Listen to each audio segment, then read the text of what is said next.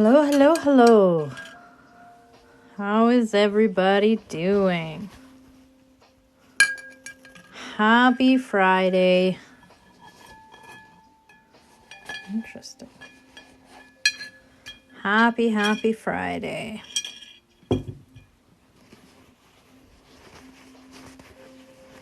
So, going to do something a little bit different to prep my eggs tonight.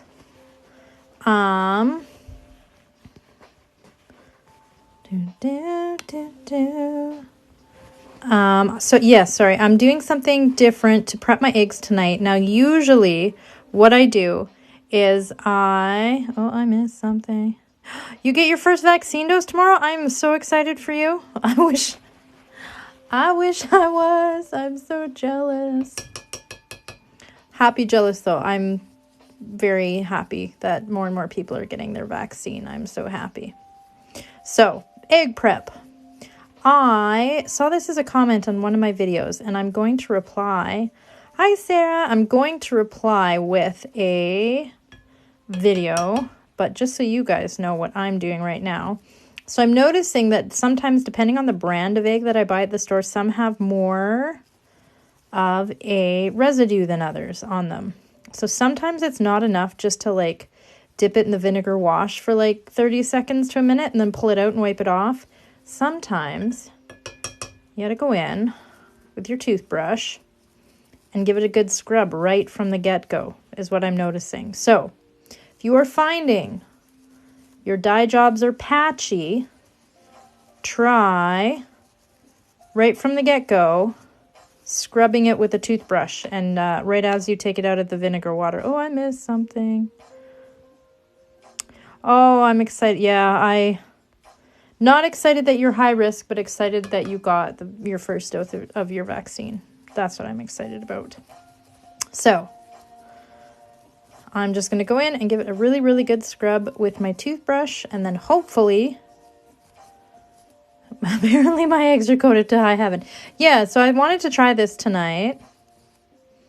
Oh, I'm excited. You got your dark snow. I'm excited. You got your kit. Now you can just hang out this weekend and make all the eggs to your heart's content. So yeah, so if you don't have your glorious farm fresh eggs, try it. So I'm just, sorry, I should show you what I'm doing. Not so sober. Hi, how are you doing? I'm dipping it in my little vinegar water and then just giving it a good scrub. So maybe try doing that. Those of you that are having issues with patchy dye, if we just give it a good scrub right from the get-go, we can not have that happen. So, neither of those I did that. Actually, that's a lie. That one did get a vinegar rinse. That one did not. Do you use fresh eggs or hard? You got duck eggs? I'm very jealous. I mean, that's exactly what I would like is more of those, but hello. Boy, sorry, I'm off. Gosh, it takes me so very little to get my brain. Do I use fresh eggs or not? When I have access to Farm Fresh, I prefer Farm Fresh. I think they are absolutely superior to store-bought eggs, but thank you, Miss Rona. Lots of things. I'm late. Why vinegar bath? Get rid in store-bought eggs. They're generally coated with different they're coated with God knows what from the factory, from the store, from packaging. And so it just removes it because if you don't get that residue off, your dye can be patchy. So that's why we're doing that. So we're going to try that. See how that goes. So we are doing another very beginner-friendly design tonight. I want to get you guys all doing eggs. Just a bit so much. It is so much fun. I agree. Good evening. NMH7 lip sync. Thank you. Okay. Sorry, I'm a little bit all over the map tonight. It's par for the course. It is what it is. I do not hard boil my eggs. I keep them raw and I drain them at the end. I drain them. Such a not raw eggs, so cutting might have something to do with sanitizing. Yeah, I don't know what it is. I'm told that eggs naturally have their own like antibacterial coating, but we get weird about stuff that comes out of a chicken's butt, I guess. And their store-bought eggs have all these processes where they strip all that off and then I guess put something else on it. I don't know. That's why farm fresh eggs will last on your counter, but store-bought will not. So yeah, thank you for asking. My puppy dog is doing better. For those of you that don't know, I had a week that I would prefer not to have again. Oh, I'm so sorry. It's hard when, yeah, that was on the table earlier this week. They did the test to rule out cancer, and thank God they did. But yeah, so she has, I guess, like the puppy dog equivalent of like a minor tear in her ACL, which it's a minor tear, thank God, but it's still, I think she's been in quite a lot of pain. I spent Tuesday night laying on the floor beside her crying. If those of you with aging dogs know that what that night is like, sitting beside your elderly dog on the floor while they're in pain. Doing that, do I take them to the emergency vet or do we wait for appointment in the morning? What do I do? What do I do for 2 hours on Google? What do you do? What do you do? Okay. So, but she's going to be okay. She is on some pain medication just while her knee heals. We've got some glucosamine for her joints. She's very arthritic. And we're on a diet plan because this girl wasn't the only one that gained weight over quarantine. So did my dog. And my God, did she ever. She got some weight to lose, but that's okay. I think it was just a matter. Sorry if you are asking questions. I'm looking down at my egg right now. I'm just doing a half C's division to start. Just putting my egg in half. You, of course, can always go in with pencil first. I just like to wing it because that's who I am as a person. Why go in with pencil first and make my life easy if I can skip that step and it usually works out and saves me a bit of time? Okay. You can use hard-boiled eggs to do this. They will rot though, and you will have to throw them out. If you keep them raw, you can drain them, and then you have them forever. As long as little hands don't pick them up and bust them. I've had that happen multiple times. So I've got it all the way around. I'm just going to go through and just even up my line and make it a little bit more juicy. I apologize. I did not get last week's live uploaded to my YouTube. That is happening tomorrow. Damn child. I don't know if you are in the chat or not. You sent me, I think, a very sweet message on Instagram. I haven't had a chance to respond or not, but I'm going to. I apologize. I'm behind. If any of you guys have sent me little messages and stuff, I apologize. I'm behind in replying to everyone. Because I'm not even going to say a hot mess this week. I've been a disaster. Are you a wax artist? I mean, I'm an artist and I'm using wax right now, so sure. Let's go with that. Do you drain yours? I do. Oh no, you broke your mom's Pisanki from the 70s? 3 of them. Oh, I'm sorry. I understand that feeling. Oh, hello. Hi. Oh, yeah, that'd be like if my, I've got a Pisanke that my great-grandmother made, and it's like 40, 50 years old. That'd be like if I broke that one, and I would be devastated. Okay, so I've got my egg completely in half. Now, hi. I am going to yeah, you could remake them. I agree. You could remake them. I did that last year or the year before. Last year or the year before, I have a serving dish bowl type thing that so my grandmother, when I was growing up, she owned a ceramic studio. And it was something that a ceramic bowl that she had done and painted and made and fired in her kiln and all that. But it had a crack in it. It's on its last legs, and I was really devastated by that. So what I did is I went to Color Me Mine, and I got another dish, and I copied the design, and I made a whole new one. So it's really cool, because now I have this dish. So that half that I made, I'm going to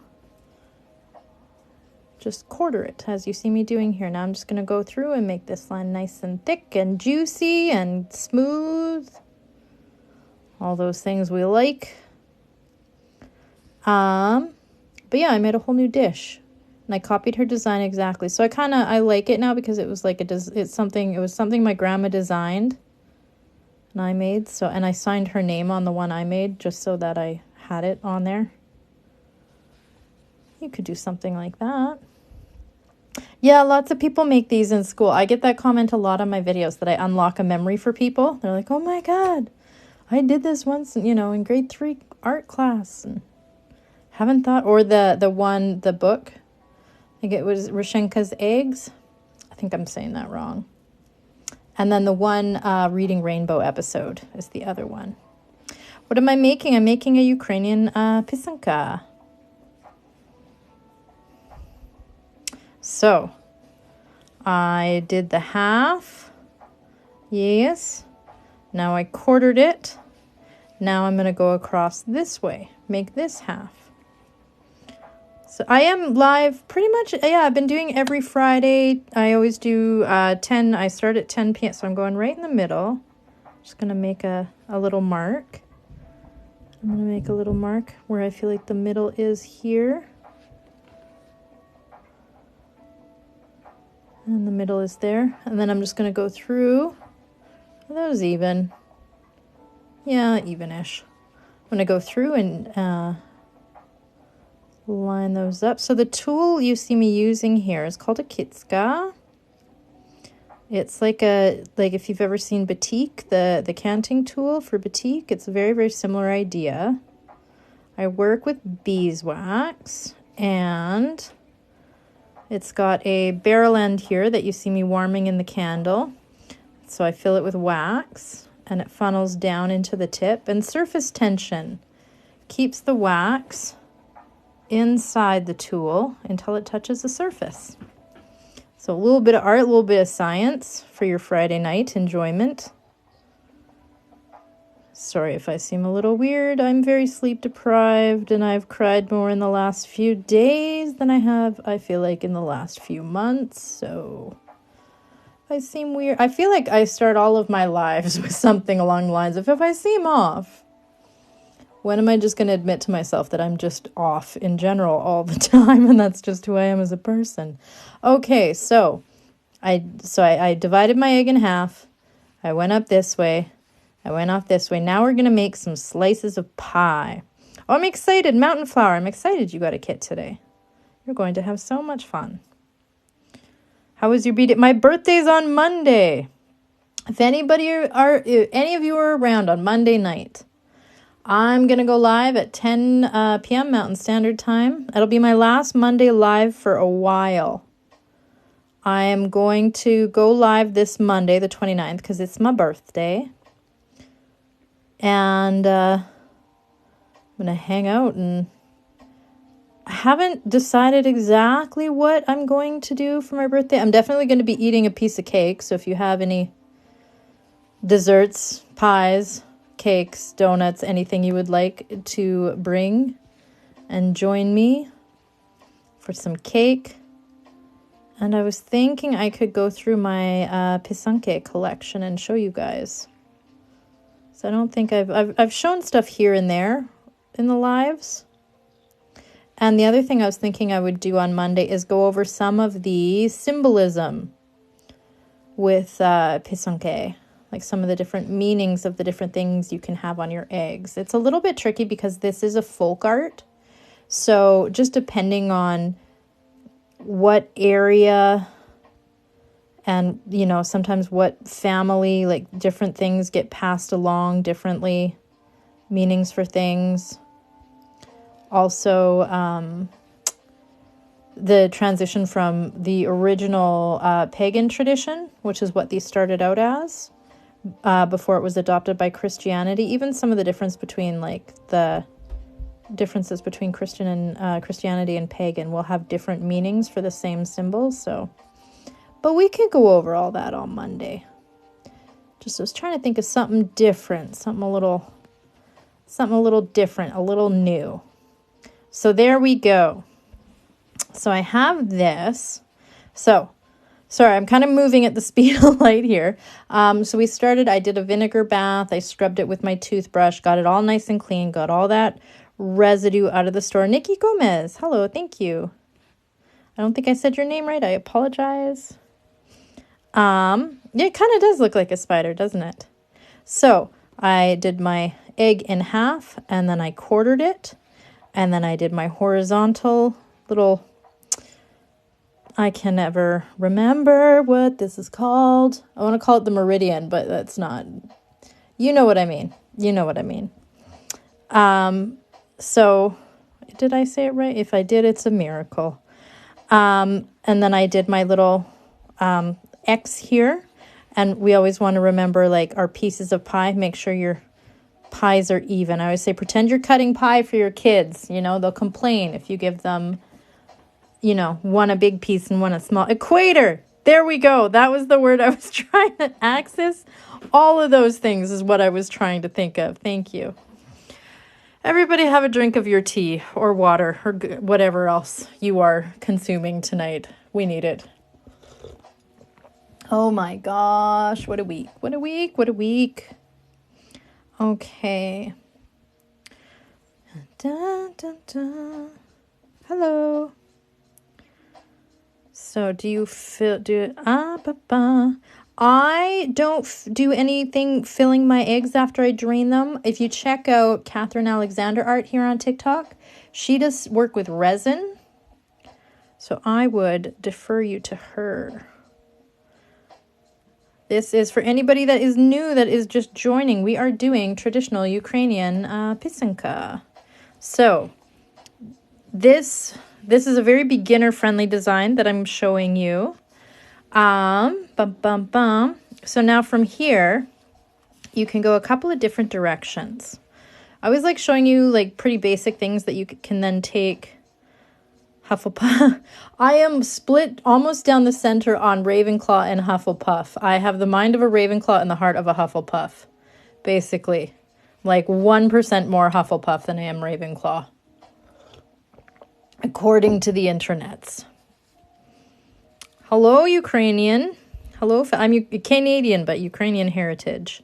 So what we are now going to do is I'm going to just go to the right, and then skip one. So I'm going to start to the right of my center line here, and I'm going to go every other one, and I'm just going to do this little swirly cue. So it's like a straight line, and then just right at the end, make a little Australian Ukrainian. I haven't met one of you yet.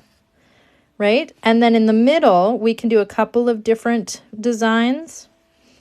Right? This one I did more of like a rosette kind of a thing with the pointed, like almost like a poinsettia. And then this one I did rounded, more like a petal leaf. So you've got a couple of different options. And then this one I did the pine needles. This one I've got some plans for what to do on that one. But just to show you, you've got some options. So we're going to do that little curly cue now. They're full eggs. These are just regular eggs from like the grocery store. So I'm warming my kitska up in the candle. So this is warming the wax up. I apologize if I'm missing anything in the comments. Chances are there is probably somebody in the chat that can answer if you have a question though. And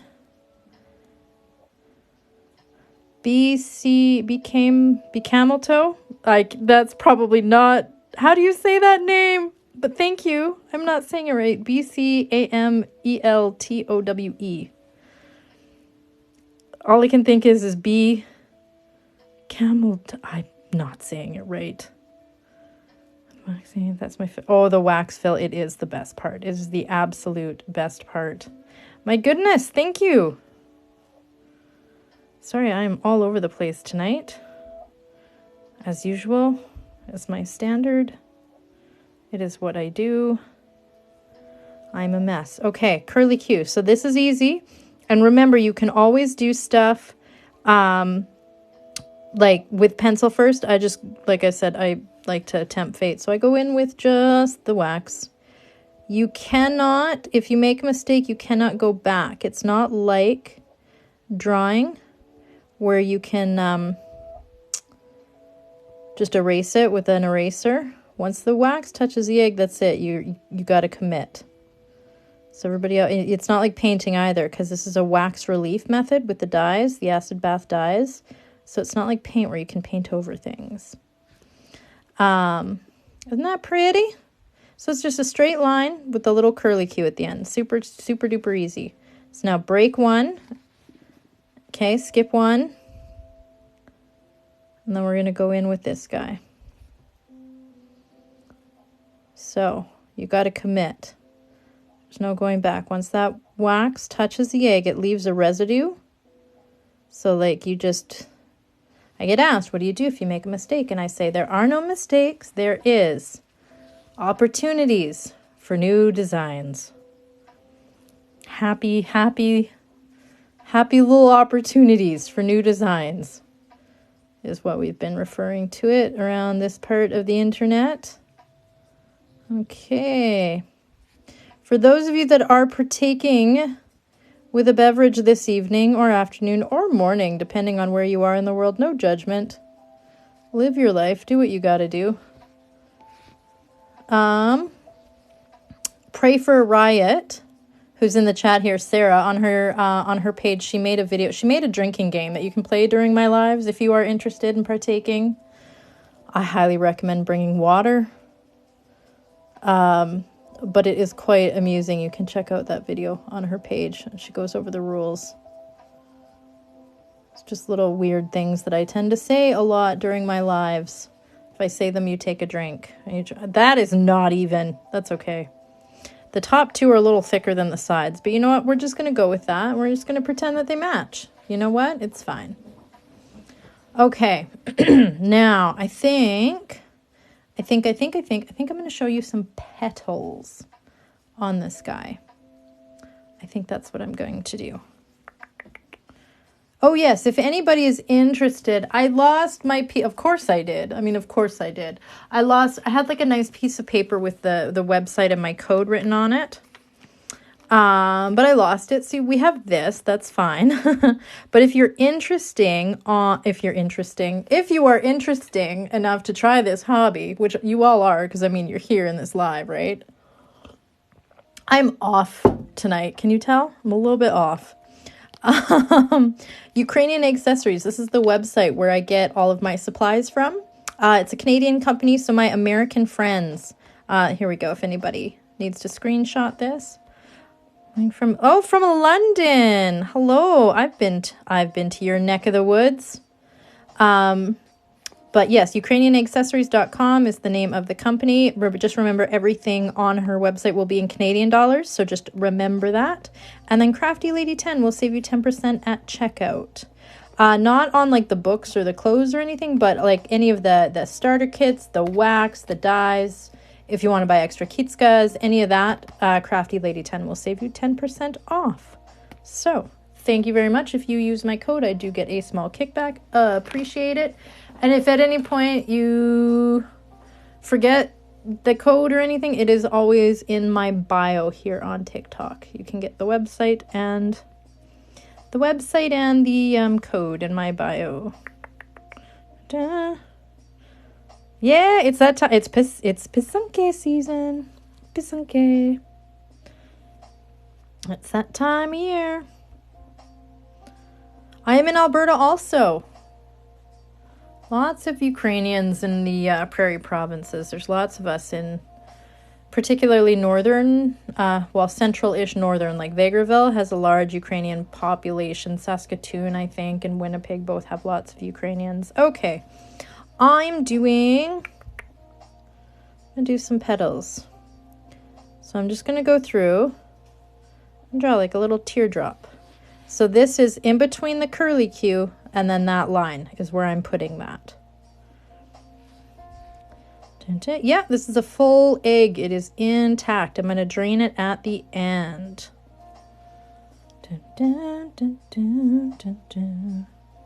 Lots of Manitobans here.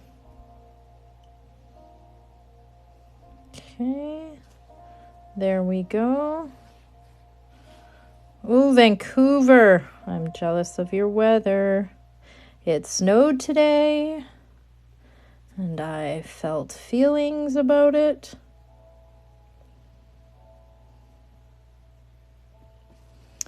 Okay, my birthday's on Monday, and usually March tends to come in like a lamb and goes out like a lion. Usually I get a snowstorm on my birthday on the 29th of March. I don't think this year is going to be any different. So now we look and we see how uneven they are, and we're like, it'll be fine. It'll be fine.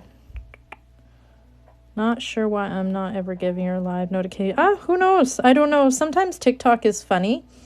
My views from the beginning, so my views for about the last 2 weeks are way down from where they were. I think it's just something that happens on TikTok. They just sort of cycle through creators, and they'll like have times where they really push your stuff out and then times where they don't at all. I think it just is what it is. I know people get really like up in arms about it and get really upset. And I suppose if I'm in Canada, so I don't make any money from doing TikTok. I mean, I have an affiliate code with Ukrainian accessories, of course, but I'm not part of the whatchamacallit, what are they, the creators fund thing. They don't have that in Canada, so I don't make any money is doing this. So I suppose if I was, and it was like income that I counted on, I would probably have strong feelings about it, but I'm gonna be a weird lady doing crafts in my basement, whether or not people on TikTok watch me or not, so I'm always here.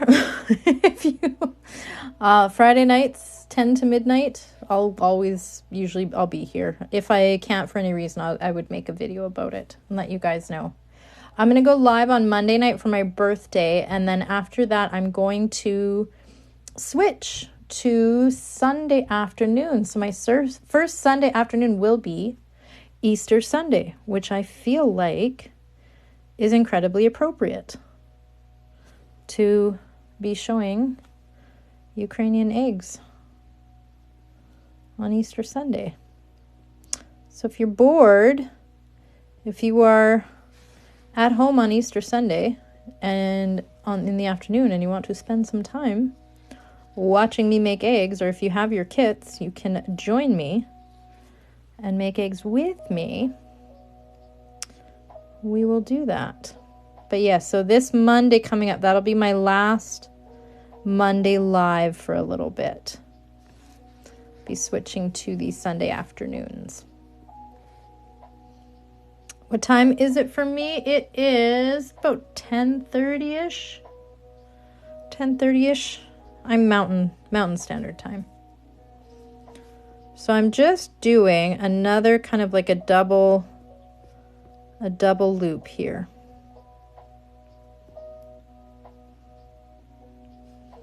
There we go.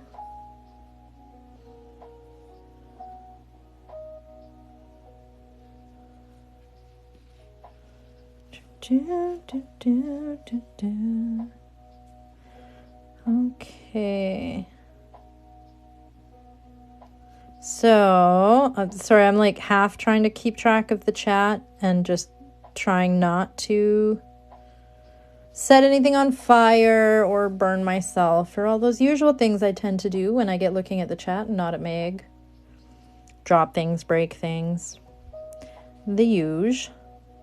But yes, this originally in like sort of like think of like this sort of the Slavic region in Europe. Early, like Bronze Age, we're talking early in the history of those Slavic countries. This was a pagan tradition.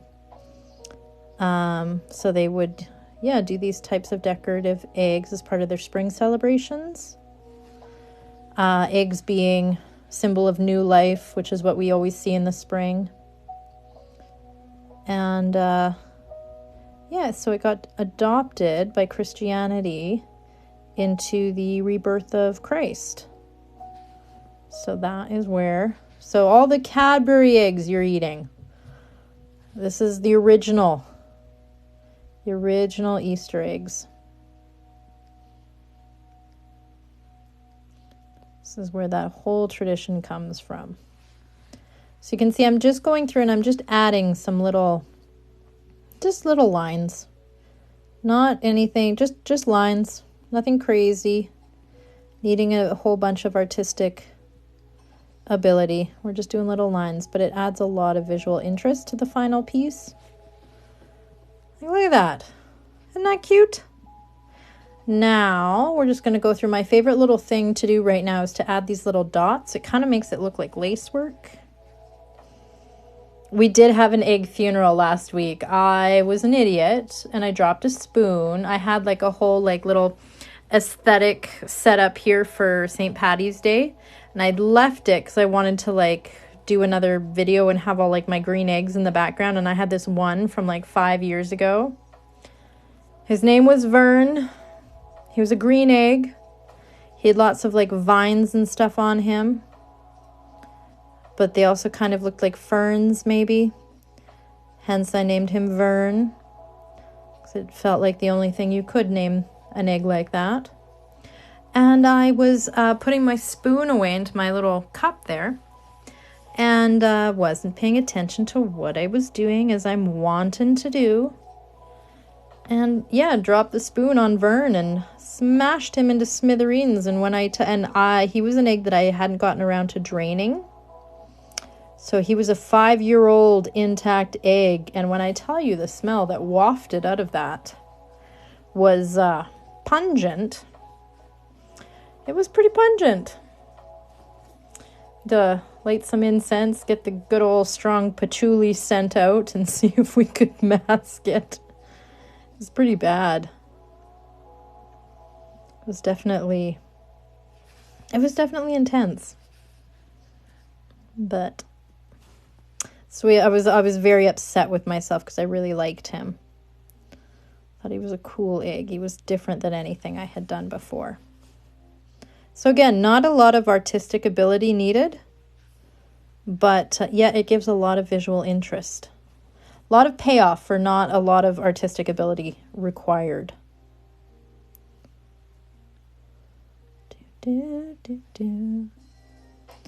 So I was very sad, I was sad mad last week. I was sad that I no longer had this cool egg that I made. Mad at myself for being such an idiot and breaking it. So everyone on my live indulged me and we had a little funeral for the egg.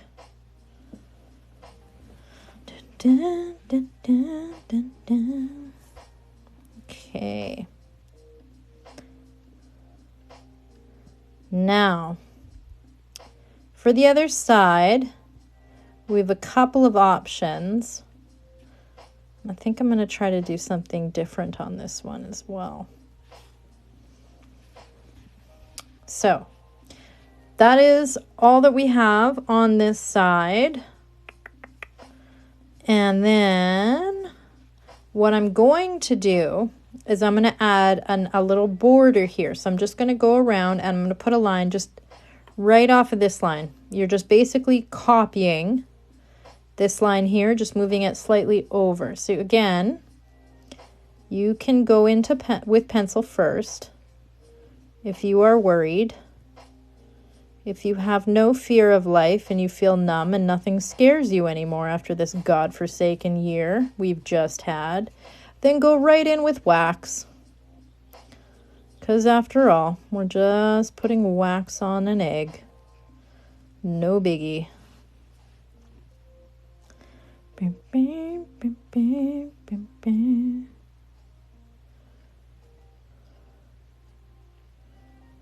Okay.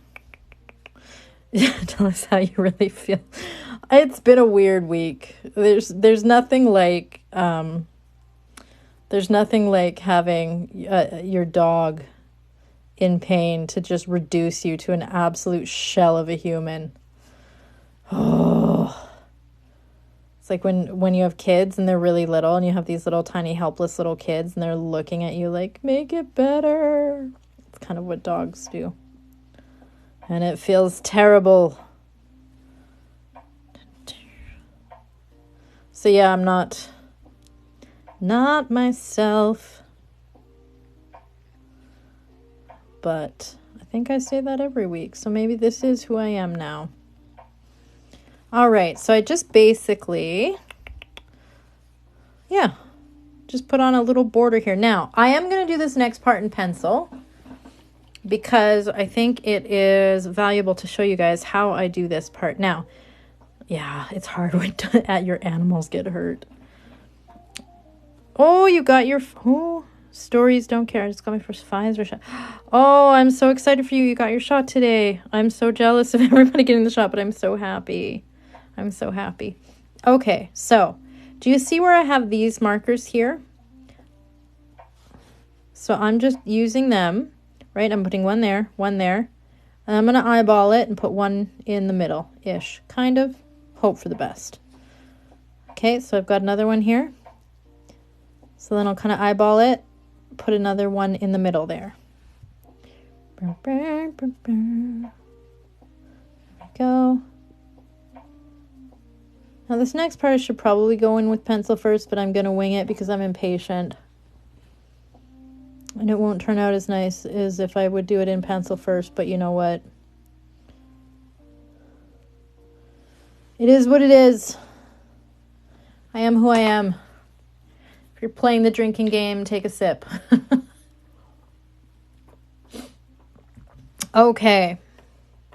So now you have a couple of things you can do here. There's tons of borders you can do with your Easter with your Easter eggs, with your pisanka. But I'm just going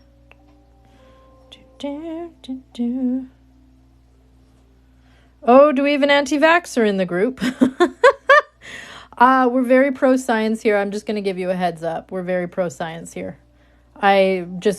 So if you are wanting anti-vaccine content, that is absolutely your right as a human being. You just won't be getting it here. We're very vaccine. I'm immunocompromised, so I'm like dying for that vaccine. Just heads up.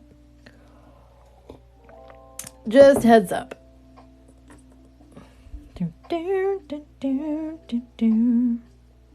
So I'm going to go through and do our little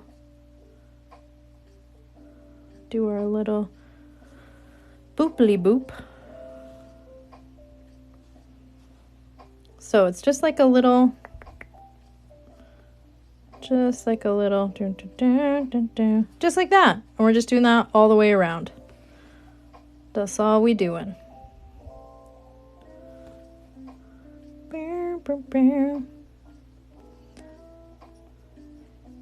So now the trick is to, like, as you're going around, try to keep them at least semi-even.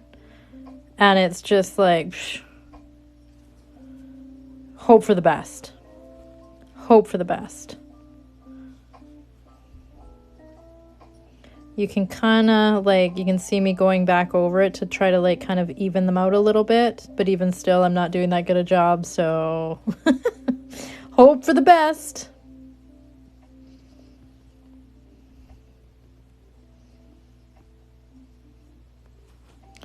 Hope for the best. Are we moving into harassy territory, or are we good? I don't need to mute anybody. I had to mute somebody the other day. Never done that before. It'll be fine. Okay. It'll be fine. I feel like the chat's slightly delayed, so if I'm like seem out of the loop, we're good? Okay. Okay. Everybody's allowed to get whatever look for whatever content they want online. I just don't come to me for anti-vax stuff because you'll be disappointed. You'll be disappointed. I very often talk about how much I'm waiting, pining away for the vaccine. So just being fully upfront. Okay. Yeah, if you're not a patient person, this is a wonderful activity for you. I am not a patient person, and this one forces me to be patient. Because Pisanka, she is a finicky mistress. You try to rush her at all, she will punish you. Everybody's favorite part, we're going to load up the wax. Here we go.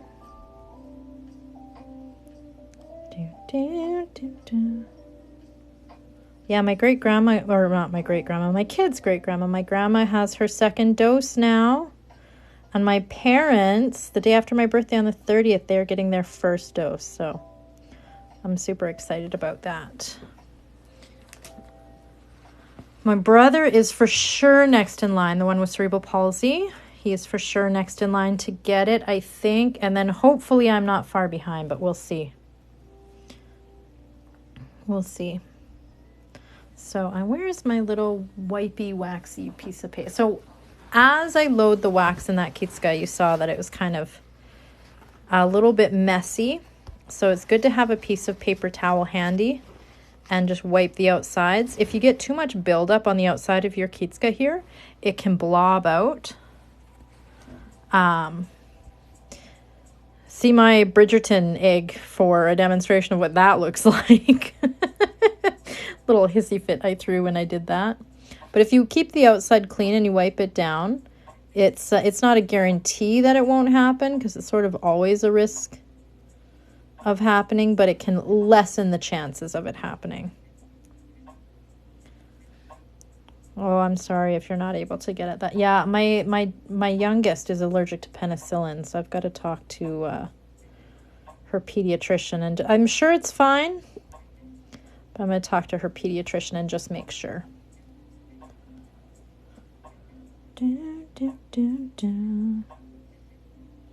Thank you. Yes, I will post a little video on this, and I'll also make sure. I'm going to, probably tomorrow morning, I'm going to upload this live as well as last week's live. I was trying to edit them down and it just wasn't working. It wasn't happening. So I'm just going to upload them as is. They will be long. You can, if you're watching them to see like the process and figure out the design and stuff, you can fast forward and pause the parts you need, or you can watch it at like whatever 2 times the speed or whatever sped up speed you want.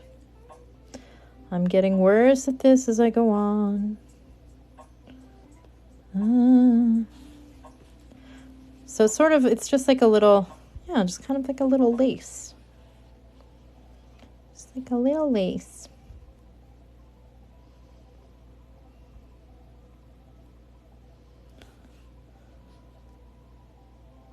I will drain it at the end, yes. I will absolutely drain them again.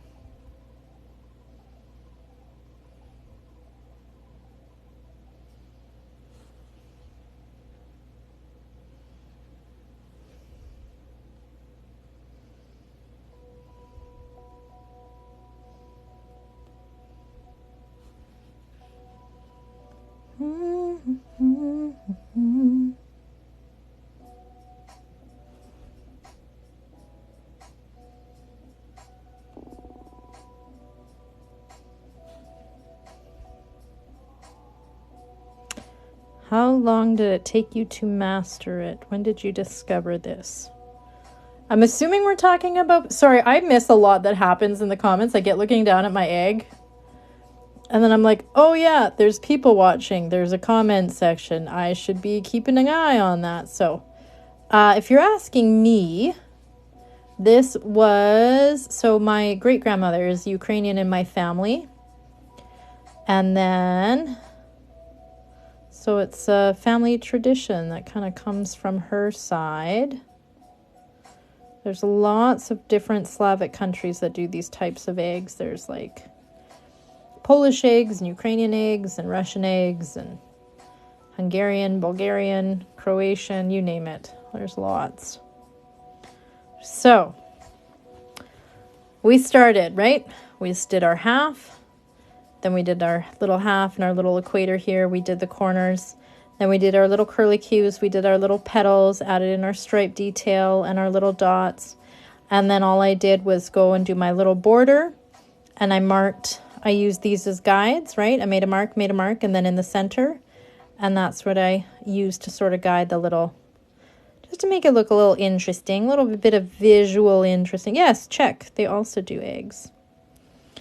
Okay, so now you have a couple of options. So you can now feel free to do what you want on this half. Now I've got a couple of options here. I've got some pretty traditional looking Ukrainian designs. So this is just a little thing of wheat. Wheat was always a popular one. When we see wheat, we think of traditionally in a lot of the folklore, it's symbolic of like a harvest, bountiful harvest, that kind of thing. And then birds have a couple, depending whether we're looking with like pagan or Christian, depending on even the different areas and stuff. It is sometimes, birds are sometimes thought to have meaning within like a human soul, like a representation of human soul. And then sometimes they, especially like roosters, they're symbols of fertility. Roosters, especially male fertility.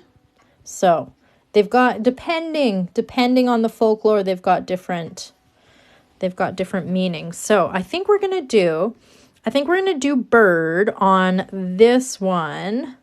I think I'm going to try to show you how I take this one and turn it into a rooster. Just very, very simple beginner design. So what you see here, so this one I put all of the wax on, right?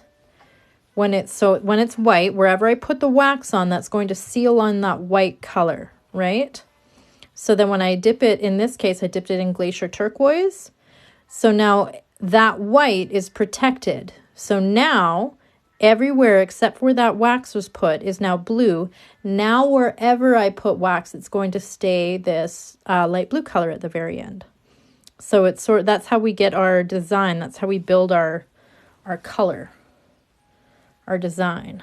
For those that are new, do you do small or emu? So I have an ostrich egg that my grandmother started that I'm going to finish. I have worked on duck eggs before. Ducky! So this is a duck egg that I worked on. I put a peacock. We named him Ducky. He has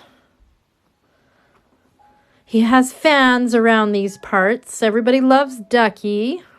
Very cute. Queer Quills here on... There she is. Hi! If you haven't seen, Queer Quills is in the chat. She is doing a paper quilling version of this egg. So if you haven't seen her videos on her page, you can go check her out. I thought she was just going to do... Girl, I thought you were just going to do this. I thought you were just going to do the peacock. But you're doing both sides. You're cray-cray. I'm impressed. I had no idea. I thought you were just going to do the peacock, but you're doing both sides. I think that's insane and phenomenal. And I'm so excited to see what you see, like the end product. I'm like amazed. I don't know how you're going to do it, but I'm real excited to see it. Okay, so getting back to this one, I'm going to try now to turn this into a rooster. So to do this very basic little birdie, we're sort of going to make like an S shape here. Now the hardest part is to really get this sort of like centered, right? Because especially if you're doing a large tail. I don't think she is. I was looking for her, Sarah, but I don't think she's here. Bum, bum, bum, bum, bum. You got, it's like a spacing thing. It's a spacing thing. I was thinking about her today. I hope her dad's doing okay. I gotta message her back. See how she's doing. So, coming up. So, we sort of do this little, we've got this little, it sort of takes like a minute or two to get the right shape.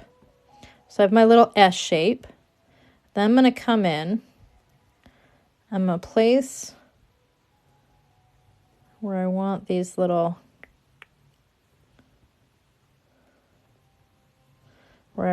tail, shake your tail feathers. This is the purest thing I've come across. It really is. This is the only thing that shuts my brain off. And when I tell you it's been a godsend this last year, it was always something that I enjoyed doing. But this last year, I feel like this art form has kind of saved my brain a bit. Not a bit. It saved my brain a lot. Let's be honest. Okay, so now we're gonna come. We have a belly. We sort of do, yeah, like a little bit of an S shape again. So it's going to come to a point here, and that's going to be their little beak. I find that my pencil lines honestly come off with the wax. And the ones that don't, I just use a little, like just a white eraser.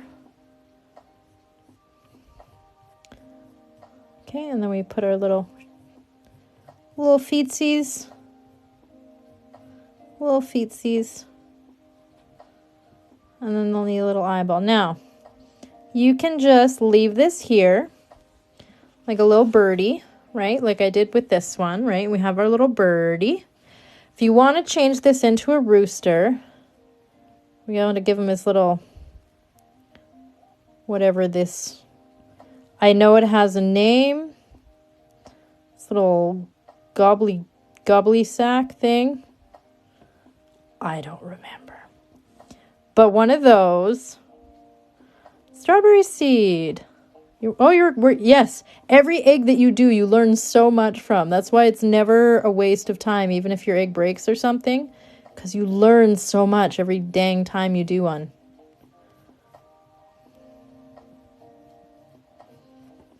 Okay, I'm supposed to be watching a movie with my husband. This is more interesting. Oh, I can't even watch movies with my husband anymore. I can't watch movies, period. I once a week will do a family movie night with my kids. And it usually consists of me being like, all right, kids, tonight you're gonna watch The Goonies. Tonight you're gonna learn who Beetlejuice is. Tonight you're like, it's just me showing them like my favorite films from like the 80s, the early 90s. That's really what it is. I'll have the attention span for movies if it's my movies. Okay, and then we need 3 kind of those little guys. Those little guys. Kind of looks like his head's on fire. Goonies! Hey, you guys. Baby Ruth. Okay, so there. Look at how the riots are here. Yes, they are. So that's how you take that cute little birdie and you turn it into a rooster.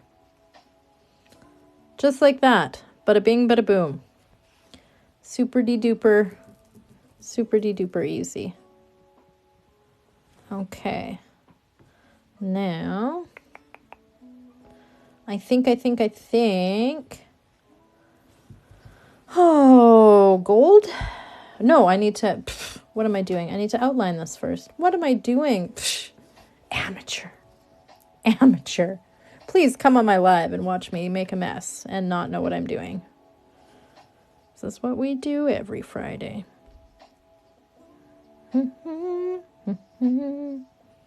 So all those little pencil lines I just made, I'm just going to go over them with white now.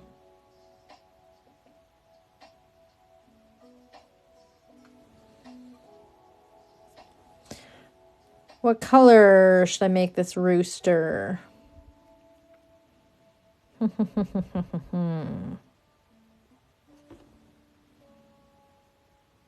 I just added a rooster. Pull it together. Pull it together, girl. I feel like I've been saying that to myself all week. Just pull it together. Red. See, I feel like his little gobbly-goo sack and this little crazy Guy Fieri hair, I feel like that needs to be red. But the rest of him, I find most of the pencil lines do come off when I take the wax off, but those that don't, if there is a little bit left over, pencil takes care of it. Okay, so don't be afraid to like flip your egg around. Put your thing down, flip it and reverse it if you need to. In addition to talking about vaccines and making lots of vaccine references, I will also reference 90s and early 2000s hip-hop quite a bit because I'm old. Waddle. It is a waddle, isn't it? Gobbly sack sounds better. I'm just saying. It's gobbly sack. The wax isn't, this is wax that is treated with like a candle coloring, I think, to darken it up so it's easier to see on the egg. You can get, from Ukrainian Egg Accessories, you can get like just the natural colored beeswax if you prefer. But I like the stuff with the colorant added because I find it's easier to see on the egg. Sometimes though it tends to look a little green on the egg. Don't know why. Could be the lighting. Could be anything. Beeswax does smell very, very good. Okay. And then I'm going to come and do his belly.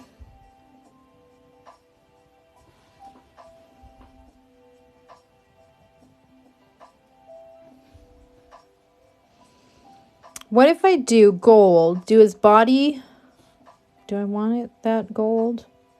I was thinking his body gold and then his little gobbly sack and his Guy Fieri hair red.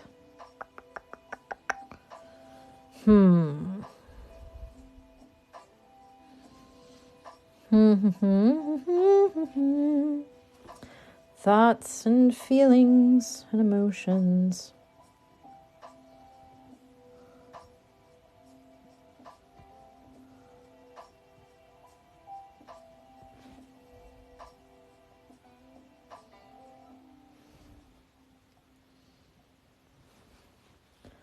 Okay.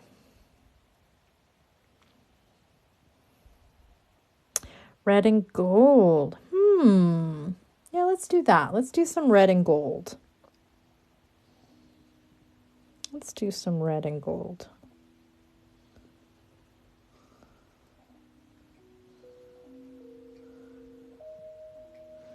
I did do a Chinese New Year egg this year. I did I did an ox because it's the year of the ox. I have a friend that celebrates Lunar New Year with her family, so I made her an egg with an ox on it.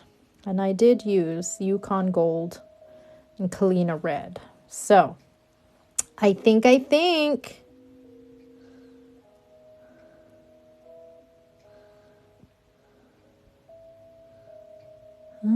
getting shakier as I go. These lines are getting...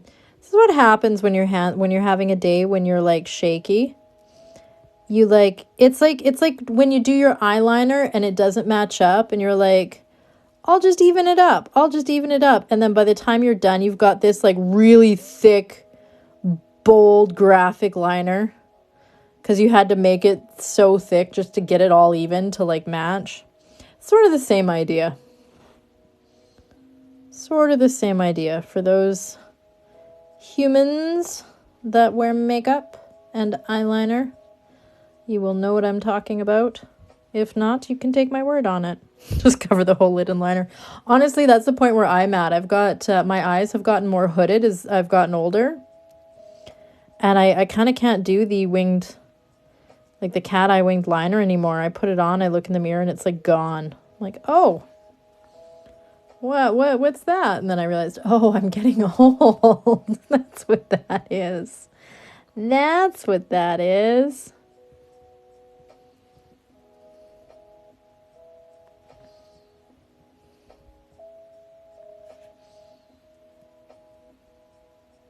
Okay. So just don't be afraid to go over it a couple times and get your little swirly whirlies.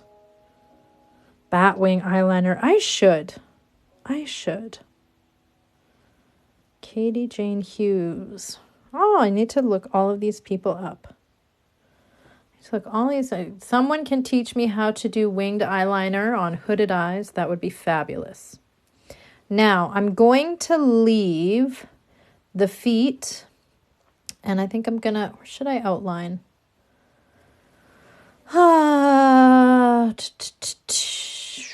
Here's what I'm thinking. I feel like I should I outline his hair and his gobbledygook in white? Because I feel like I should leave the feet and do those in gold, obviously. No, I'm doing those in red, and then his body's... Just kidding. Don't mind me. Just kidding. I'm not going to outline any of that. I'm just going to keep it with the red. Don't mind me. Okay, so then I'll do his feet white, because his body's going to be gold. Don't mind me. Just having a meltdown. Don't mind me. Don't mind me. I should outline it all, shouldn't I? Yeah, it won't match if I don't outline it. Okay. We call this model talk, where you get to hear the incoherent ramblings of a creative person. Some people find it helpful and inspiring. Other people think I'm mentally unwell. Everyone is correct. All right, let's outline these. Hello from Japan. Wow. Bucket list. I want to go to Japan one day. I want to come and see the Ghibli. The whole Ghibli museum. Theme park, whatever. I don't know what you would classify it as, but I want to come and see it. And I want to come and see all the cherry blossoms. I want to come to Japan in the spring. It's on my bucket list. My oldest daughter also wants to see Japan in the spring. Ooh, did I freeze? I might have frozen. Says my internet's good, but that is some sweet rooster. This is the Rooster Guy Fieri. Yes, he is. Okay. I didn't freeze. Okay, good. Sometimes my chat freezes. So if you say something and I don't answer you, and it's not because I'm trying to be a hag, I'm just out to lunch. Okay, let's give him a little eyeball. How cute is he, Mr. Guy Fieri? So cute. Oh, yeah, I feel so good. I feel so bad for all those seniors that, waited all year for their senior trips, and they all got canceled last year, and I mean, they're not going to happen again this year. Most of them anyways, none that I know of. Okay, so there we go. So we're going to dip them into Yukon Gold, and then we're going to do some little detail work and paint our rooster gold. Yes, I like where this is going. I like where this guy's going. So, not terribly detailed. I feel like that's very beginner friendly. And like I say, you can do a lot with this if you want to keep it plain and just do like a little pretty bird. But then you could also do that. All right. So you're going to go in here. I'm going to reach for my yellow. All my tea towels are still in the laundry because I'm behind in my laundry because I'm a mess. It's fine. Okay, frosted tips. Oh my God. Yes, everybody take a sip of your drink. Take a sip of your drink. Okay. Now then, let's return to our little bluebird. So we're just keeping this guy mellow. So I'm just going to take a heavy Darylyn Style Kitska from Ukrainian Accessories. And I think I need more wax, so we'll do everybody's favorite part. So I'm warming just the barrel end up in the flame here. And then, I always lose my voice when I do these. Scoopy, scoopy, scoop. So I'm just melting the wax down into that barrel. And I'm going to warm it up in here again. I'm going to give it another wipe down so it's not a mess, and then I'm going to fill it in. So my little test runs. Yep, we're good. I need a new candle soon. Fleetwood Snack. That is a fabulous username. My God. Love it. Okay. So now, I'm just going to go and fill him in. So the nice thing you can see about working with beeswax is it dries pretty much instantly, which is very handy. So you can see it's like shiny, and then it's matte, and it happens very, very quickly.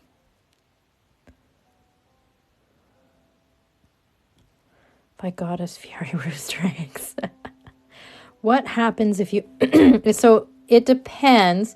So the Ukrainian Accessories dye, the orange, does take vinegar. It's their cream soda pink that does not.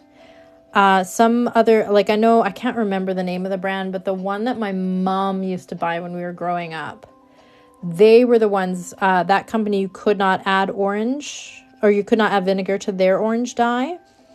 And if you do, I think you can still try, like it's not going to explode or anything. It's going to go kind of scuzzy and weird.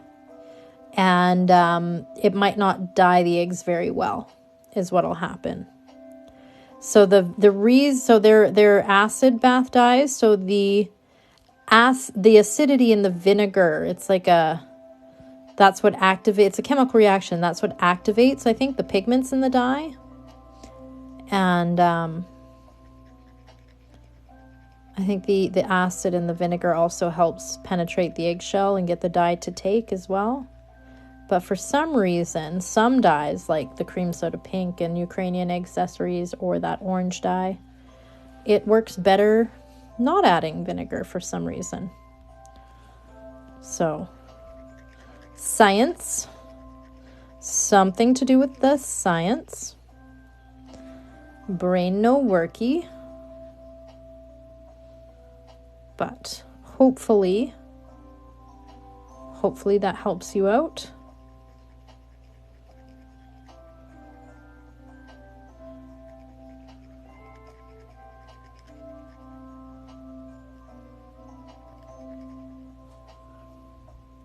Ukrainian gift shop. Yes, I believe that's it. I believe that's where my mom used to get hers. And I believe theirs, it's the orange that you don't add vinegar to. Different pigments do different things. I should mention, I'm going to get another candle because I feel like that one, it's like trying, but it's just like, she's trying, but she's not working. We need a new one. We need a new one.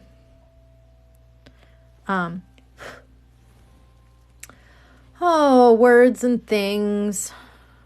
What was I saying? Oh, yes. These are industrial dyes. So they are not edible. If you want to do the whole hard boil your eggs and dye them fun colors and then eat them, do those kits from the store. They use like food coloring dyes. So they're safe, they're edible. These ones are not. You do not want to be dyeing your eggs and then eating them. You can drain your eggs first. Lots of people drain their eggs at the beginning of the process. I like to drain mine at the end, but you can drain yours first.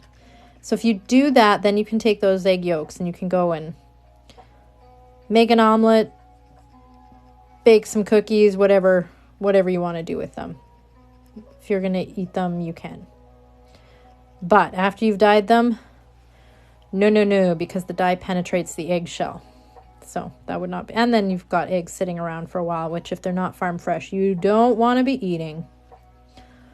Okay, I'm just going to go through here and fill these guys up. Now, I always find one thing that will really help to make your eggs look a little bit more polished. When you're filling in an area, really make sure you get it all the edges. Because I find it's usually around the edges, like borders and things, where it's like you don't get it totally coated in the dye.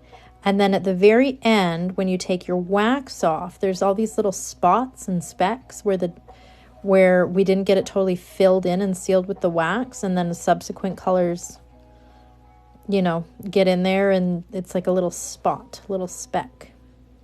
So if you want your eggs to look a little bit more profesh, go around all your little borders, get it all filled in, and then fill in the middle. Make sure you don't have any little specks. So again, you can see that beeswax, it's coming out, it's hot, it's all wet, and then it dries pretty much instantly. Cool, hey? How it's shiny, and then it goes matte. So you can really tell how fast it dries.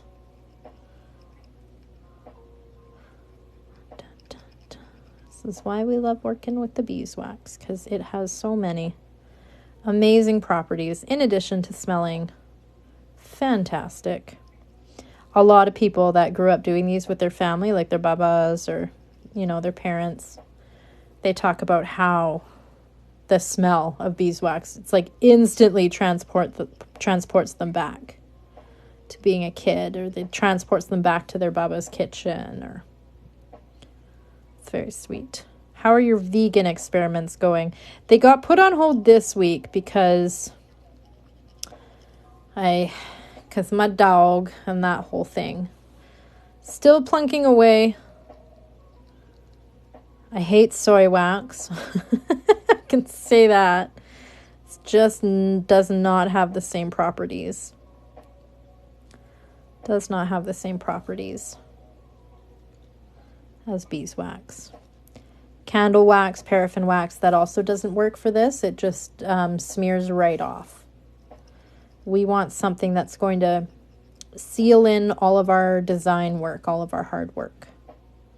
Right? You don't want to spend all your time making these beautiful, pretty designs and then having them like smear away, or like it just the dye seeps through underneath, and there's, you know, you don't want that.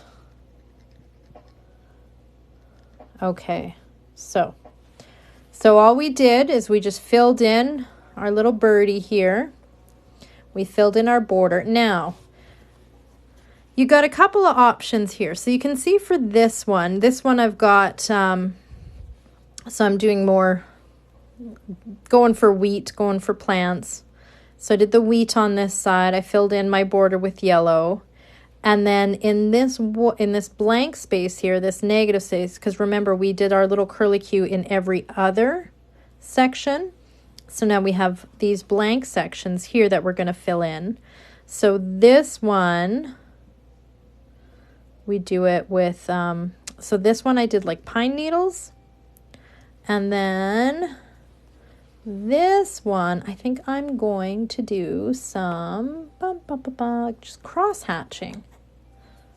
So I'm going to go in. So I've been using my heavy Kitska. I'm going to go in with my medium. I'm still going to do the Daryl Lynn style Kitska. I think we're just going to do some cross hatching on this one. You know what? I think I'll do my polka dots and my fill-ins first, because I feel like I want to do that.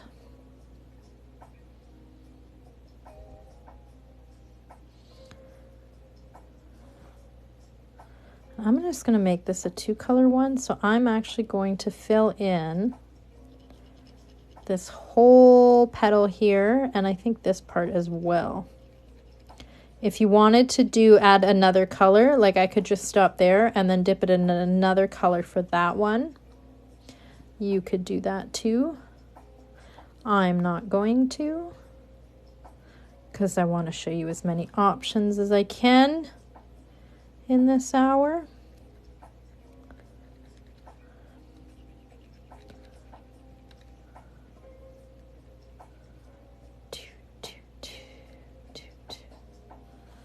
Okay, so that's it. Just filling it in.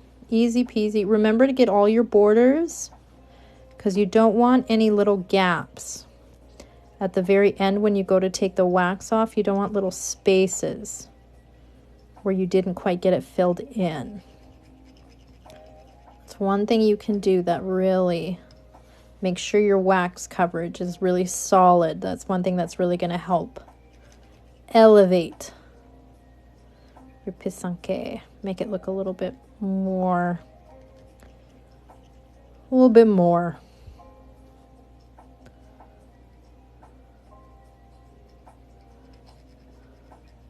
know how quickly that dries. Isn't that crazy? Amazes me and delights me every time.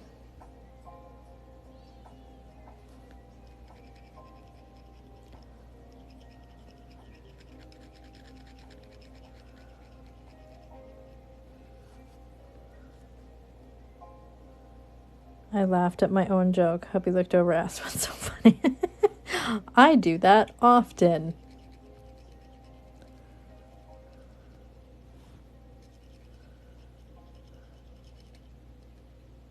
Love that sound. Kitsuka scratching on the eggshell. Isn't that lovely? So lovely. So lovely.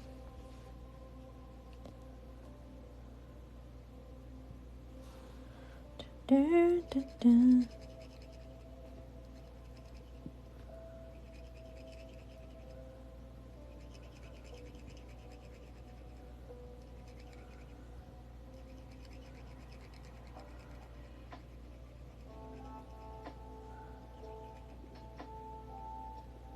Okay, so there we go. So I have all of those filled in.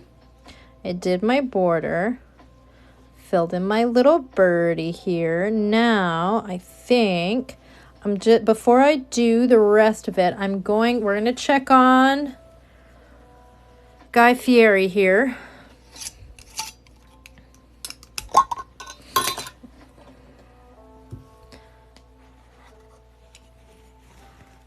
Okay.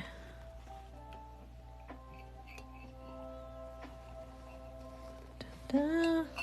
Yeah, well, do you know what? I like listening to music while I do my pysanka. To be honest, I put it on YouTube and I put on the Chilled Cow channel. They've got like just a live stream of lo-fi music. This is lo-fi hip-hop radio, beats to relax / study to.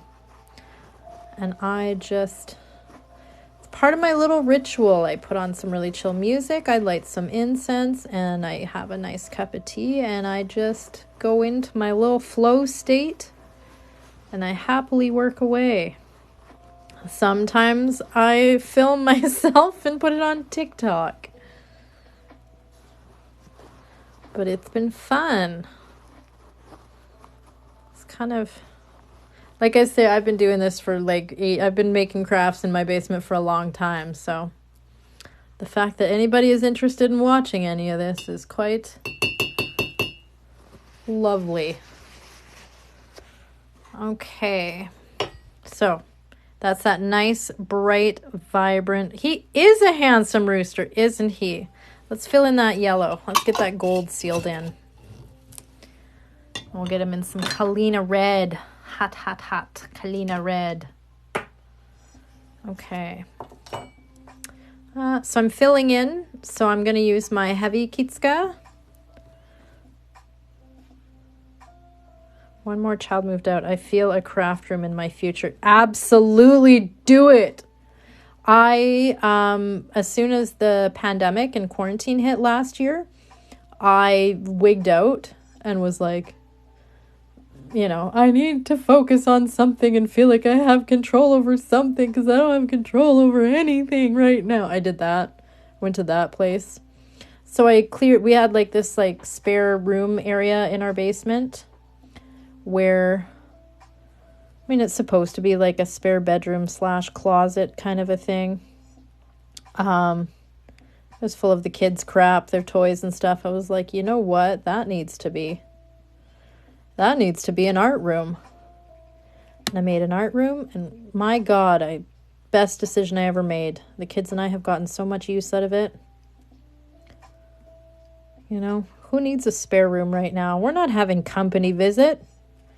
Use it as a craft room. People can go visit someone else. You don't need to have a spare room for them. They can go visit somebody else. They can stay at a hotel. You need your craft room.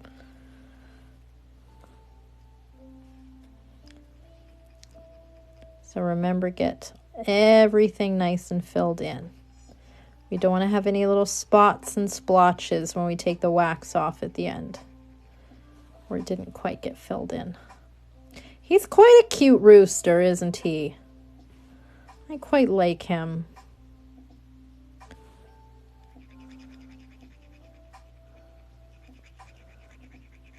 I quite like him.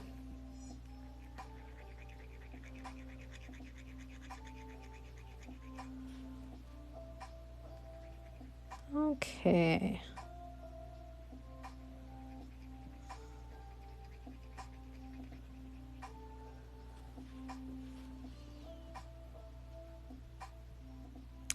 When coloring it in, does it ever scratch off the die? No.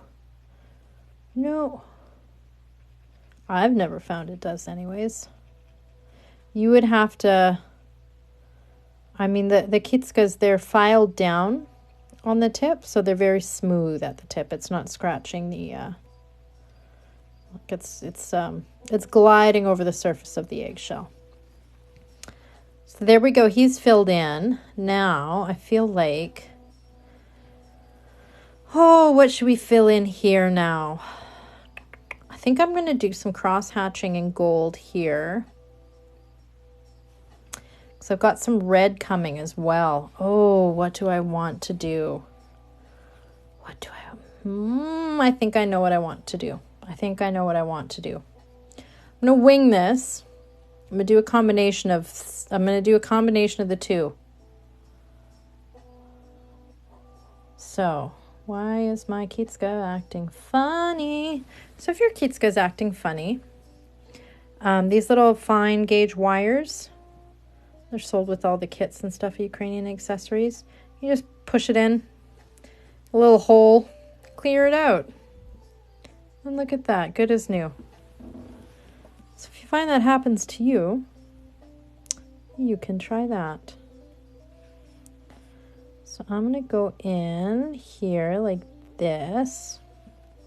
I'm going to do a little stamen. And I'm going to do this one.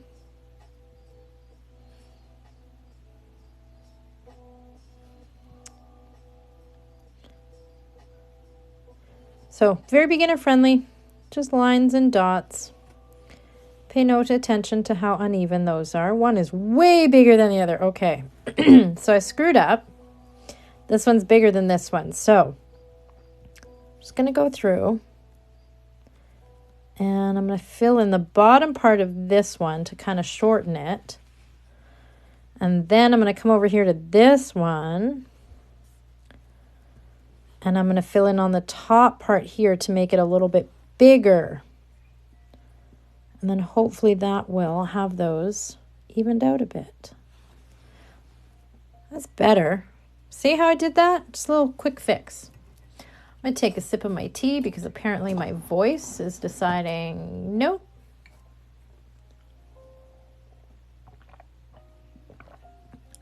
Drink your water, guys. Stay hydrated. It is important.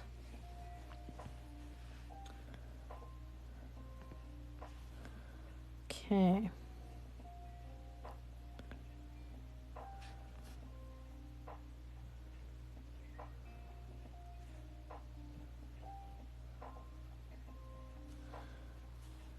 So again, that one feels a little short, so I'm just going to extend it up a little bit, like so. And then I'm going to dip this one in Kalina Red next, and I'm going to fill those in with red. Hello from Toronto. I have been to Toronto. My friend got married in Toronto, and we had a lot of fun at that wedding.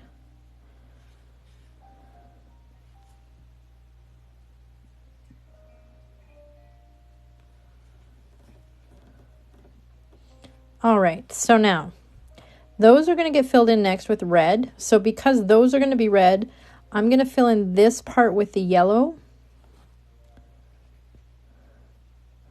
So I have like some alternating color, if that makes sense. Get all those little spots filled in. You don't want anything not filled in.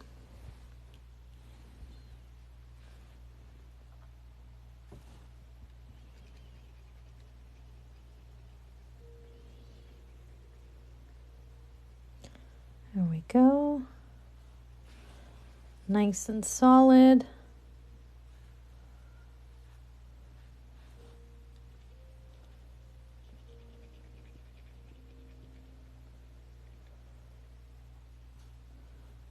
Get all your edges. Make sure every little spot is filled in so we don't have any little... Damn child, hello! I apologize. I am behind in my answering back of messages and stuff. You messaged me on Instagram, I believe. I am going to be answering back all my stuff tomorrow. I am sorry. I apologize. I got behind this week with life and things. How is your dad doing? We're all thinking about you. Okay, I'm gonna fill this guy up. So I briefly saw your message, but I was trying to read it while I had a child screaming at me, so I need to go back and properly read it. Absolutely 100% I do. You are very sweet.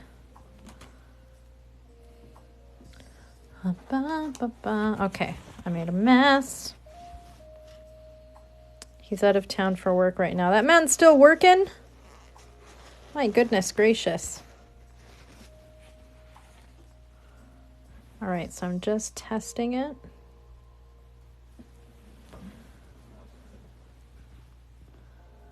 Okay.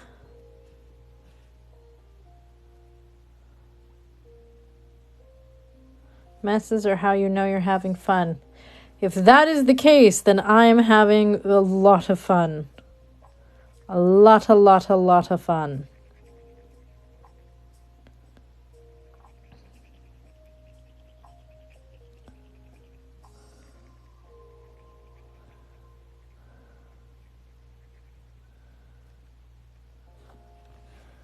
Okay.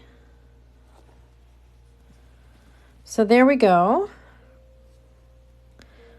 Telling him the news and stuff. Yeah, I suppose that's probably something that he would want to do in person, I bet. And still, probably shouldn't be doing too much traveling, but try telling any man to slow down or take it easy because of their health and watch the insanity ensue. Actually, I know lots of women like that anyways, so. Hello from Michigan. Okay, so now I'm going to go through, and so I'm just going to put in these little dots. Or should I make them red? Do you know what? I'm going to make those dots red because I'm going to go through, I'm going to do some cross-hatching here right now. So by cross-hatching, okay, not my heavy Kitsuka. I'm going to switch to my medium one. Sometimes I get going and I forget that I have more than one Kitsuka, and I'll be like, why can't I make these tiny little details? Oh, maybe because I've been using my heavy Kitsuka that is meant to fill in large areas, and I'm trying to do detail work with it. Maybe because of that. I don't know. Sometimes I annoy myself. Okay. I'm gonna fill this Kitska first of all. First thing I'm gonna do. Why do you think I have bullfrogs? Maybe male, but they listen better. Oh.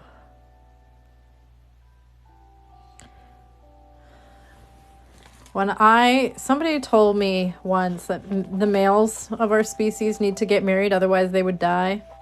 And I was like, that's not true. Their men are perfectly capable. And then I married my husband and I was like, oh God. When we got married, I don't think he had been to the doctor since he was 12 and broke his collarbone. I made him go to the doctor. And when we got married, he wore contacts, but he didn't have a contacts case or contacts solution.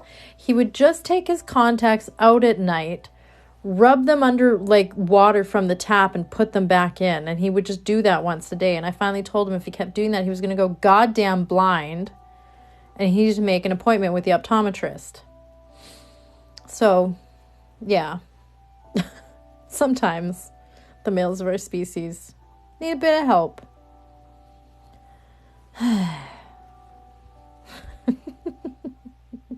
Sometimes I'm like, I don't bring anything to this marriage. And then I realize, oh, my husband would be dead without me. I do bring a lot.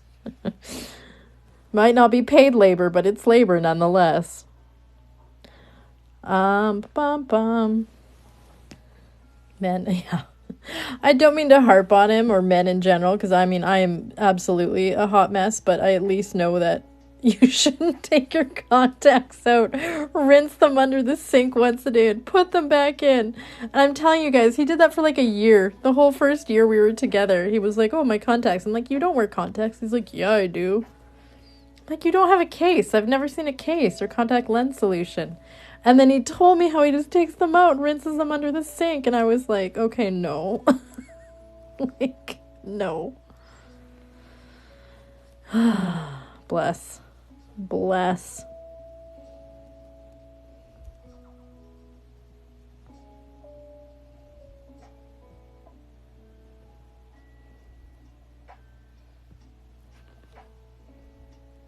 I'm sure there's female partners out there that are like that as well. It just feels like the men have cornered the market on stuff like that. Yeah, his contacts for like a year. That's what he did. Take them out, rinse them under the sink water, put them back in. I don't know how that man didn't go blind, lose a goddamn eyeball.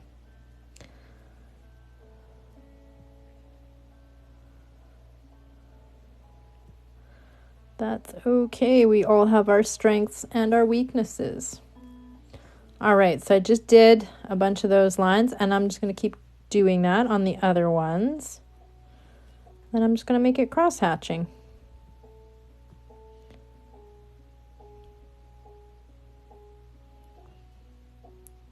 So this is probably the hardest part, is trying to line them up around this little spiky bit here and have them not be like spaced weirdly. I say that as I screw up spacing. So like exactly the opposite of what you see me doing right now. Just don't do that. Do the opposite of that. Have even spacing. Don't make it wonky. So like this, but good. Why do I want to eat? Do you know what? That is a common comment that I hear on a lot of my videos and my lives, is how much people want to eat the wax. I think because it looks like a wafer cookie. It's soft though. Like picture like a soft wafer cookie that you left in the fridge. It be very disappointing if you buy it and you bite into it.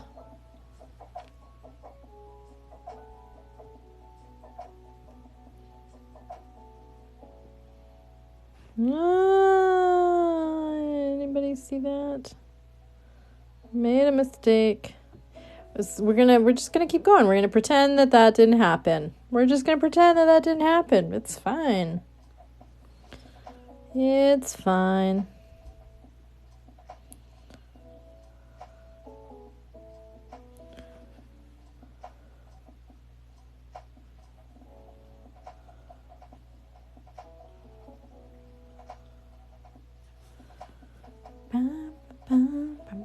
My lines are getting wider apart as I go.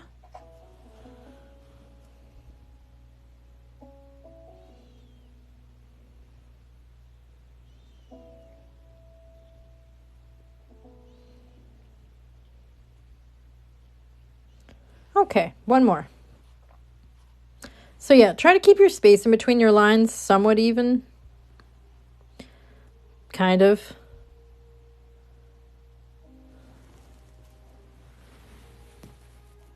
Don't mind me while I stretch out my back.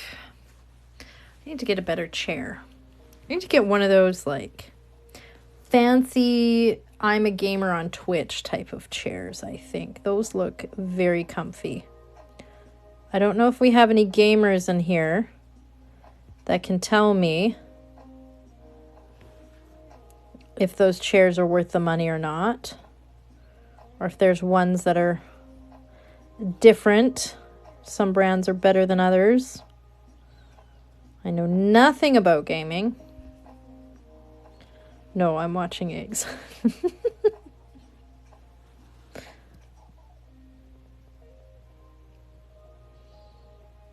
Gaming at our house consists of probably not worth the amount of money. They look so cool and so comfortable, but there's always a part of me that's like, but are they worth the money? Are they actually worth the money?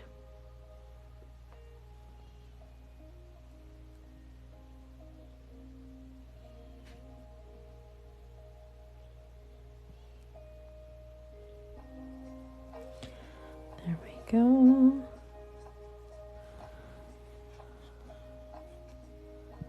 I also work from home. Yeah. Can be depending.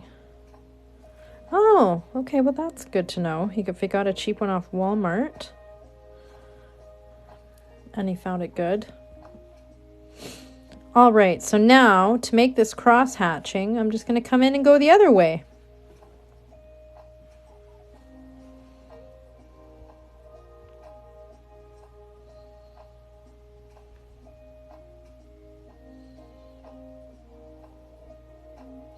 So again, the hardest part is just keeping your lines even and lined up on the other side of that little spiky.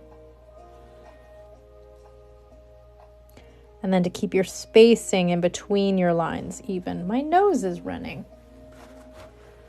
Oh, I love snow mold. Every year at this time, we get something called snow mold, and it's just delightful. It's when all the God knows what that's been decomposing underneath the snow for the last, since October. The snow melts, and then all this, moldy crap is out on the ground, and I thought I was going to escape the allergies this year, but nope. They are back. About every 3-4 years, I have a bad allergic reaction to the snow mold. For whatever reason. That's super fun. I didn't have it as a kid either. It started when I was about 24. I started having snow mold allergy. And my God, it's annoying. Okay.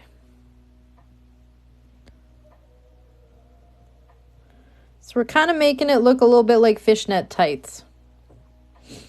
I mean, fishnet tights are totally Easter, right? So cross-hatching, even cross-hatching has its own meaning in Pisanke. What is that meaning, you ask? My brain can't think of it right now, of course, but it does have a meaning. I will look it up and make sure I let you guys know. But yeah. Adding in this cross hatching, and then I think we will dip this guy in the Kalina red.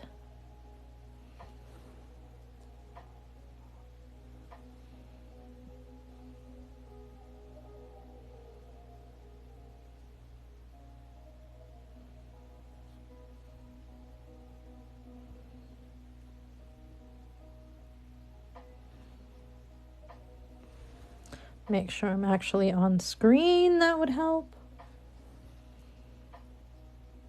So again, we're not doing anything that involves a terrible amount of artistic talent. We're just making lines. Just making lines. And again, you can always melt. You can always melt.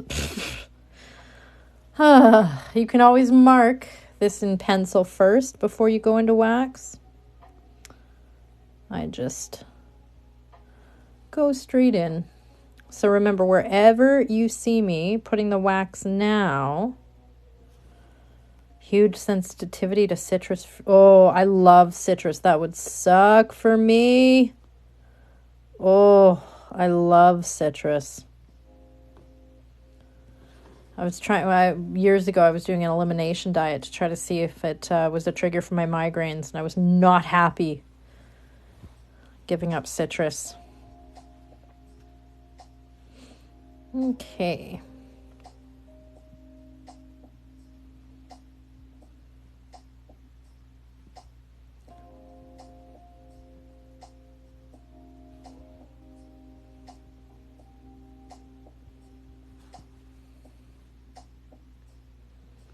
I want nothing more than to drink orange juice and eat lemon tarts. That's me. I think I probably think about lemon tarts on a weekly basis. I'm not even kidding. Once a week, I'm like, should I make lemon bars? Should I make lemon tarts? I make these lemon crinkle cookies. Oh, if you like lemons and you are able to eat lemons, Google lemon crinkle cookies. Holy shnikes. They are amazing. But yeah, I think about lemon desserts about once a week. I think about them. I think about eating them. I think about making them.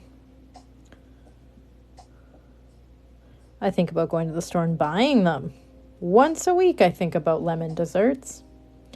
That's probably not normal. You have a lemon tree in your backyard? I can't even imagine. My friend, when she used to live, a friend of mine used to live in California, and they had a lemon tree in their backyard they planted when their daughter was born. They had to move back to Canada. Unfortunately, could not bring the lemon tree with them because frozen Arctic tundra.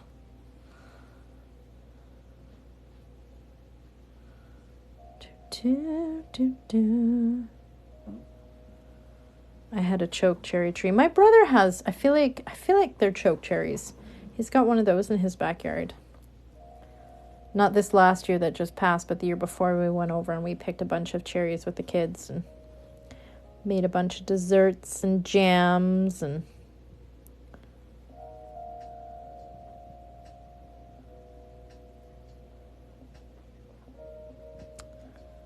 okay.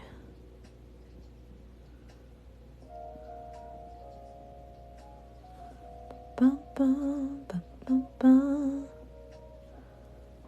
All right, and is that the last of the yellow? I think it is. Because I think that other side, I feel like I want to, yeah, I'm going to fill that in. I'm going to fill that border part in with red. So I'll get this on here, and then we'll put this in the cleaner red, and then we're going to come back to our blue one. So I'm going to do some cross-hatching on her as well.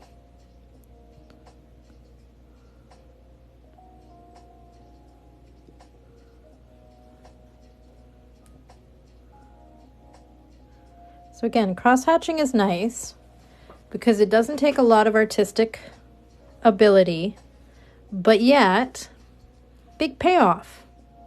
Like, it's a nice way to get a lot of wax on your egg. More wax on your egg means more color, right?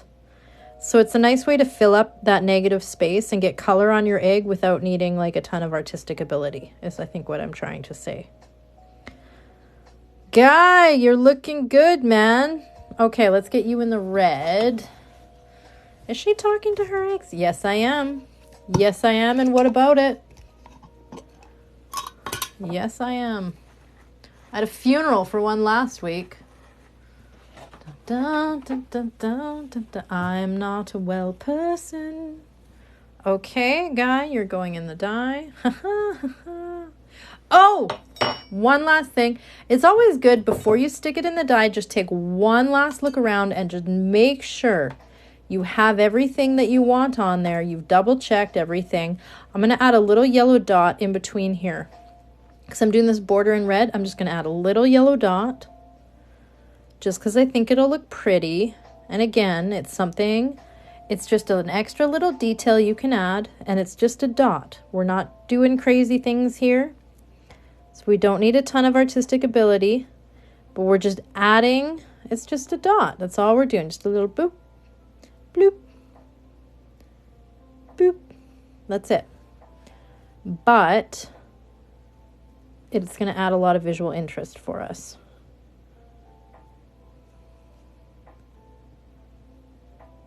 Like, look at how cute that looks. Just adding that compared to that side. That's all we did, was just add a little dot, but yet it just makes it more interesting.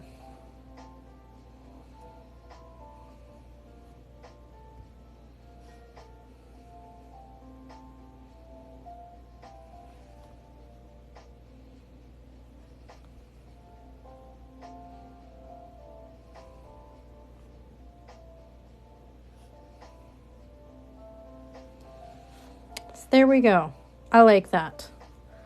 Looks very cute. Put Guy in the dye. I've reached peach crayon skin tone. Oh God, if you're trying to make a skin tone, I learned that with that Bridgerton egg. Trying to do skin tones, it's challenging. Trying to get black skin tone the right color and not like too gray, not too ashy, and then trying to get Caucasian skin tone just not orange. It was challenging. Okay, so Kalina red. Let's just put the lid on there so we know where the lid is and we don't lose it and we don't make a goddamn mess. Now back to this guy. So the first thing I'm going to do, he looks cute. I should put some dots. Let's put some dots on him as well. He's just going to be a 3-color egg, but we're going to put some dots on him. I'm sure you've been asked a million times, do you blow them out? I do blow them out when I'm done. Yes, I've got a special little kit that I use from Ukrainian Accessories. Code CraftyLady10 for 10% off. The website and the code. The website for all of the materials you see me using here, as well as my code to get 10% off. They're listed in my bio here on TikTok if anybody needs them. But they've got a special little kit. It's the single hole egg blower kit. And I use that, and I also use their little reamer kit. They're like little reamers, little Dremel kit set thing, and I use those two.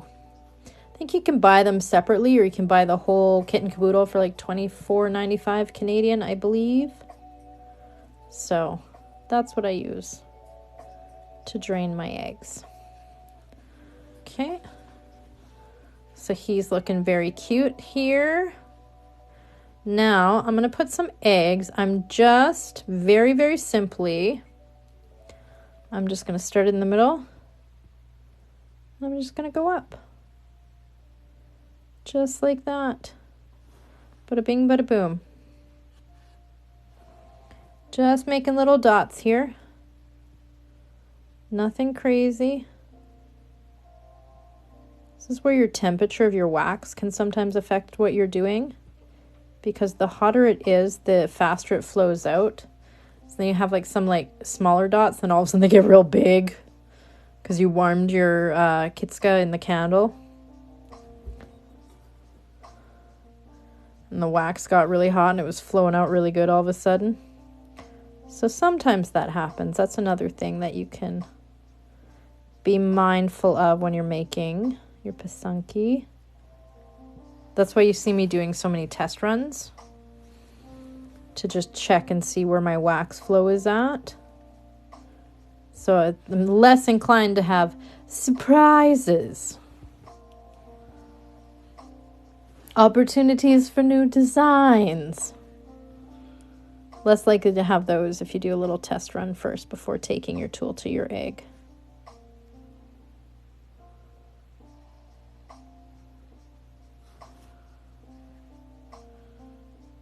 Dun, dun. Oh, I'm glad you're enjoying it. Damn, child, I was thinking about you and your dad this week.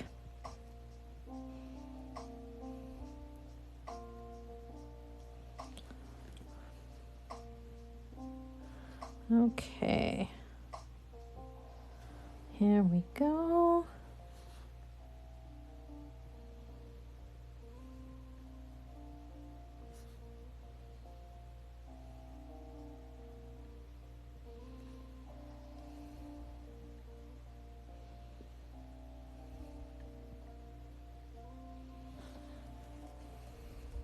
I'm glad you're enjoying it. Yes, it is very soothing. March in Texas means sunscreen. I'm really jealous. March for me means blizzard. Like, I'm fully expecting to have a blizzard for my birthday on Monday. Fully expecting it. It happens every year. But you enjoy your sunscreen. I'm not jealous at all. Okay, I'm going to go and I'm going to... Do I want to do cross-hatching here? Or do I want to show you guys something else?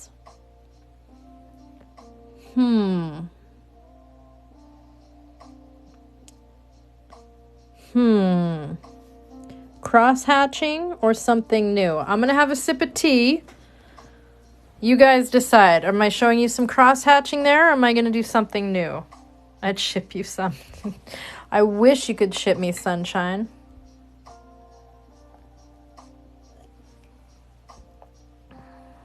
I wish you could ship me some sunshine. That would be lovely. Something new. I think we want something new. Wind was messing with... Yeah, wind does mess with asthma. All right, we're going to do something new. Okay. Great. Okay. This was my little... I was trying to, like...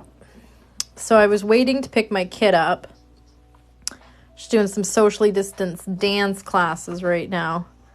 And I was sitting in my minivan waiting to pick her up, and I was doodling my little book.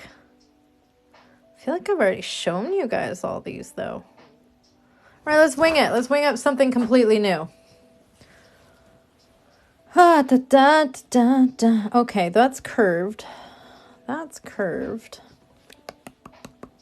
So... Got that. I've got that.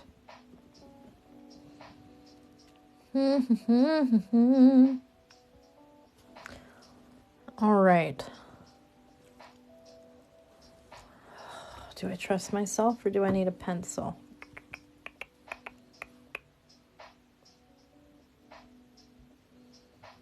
Let's see if I go in like this.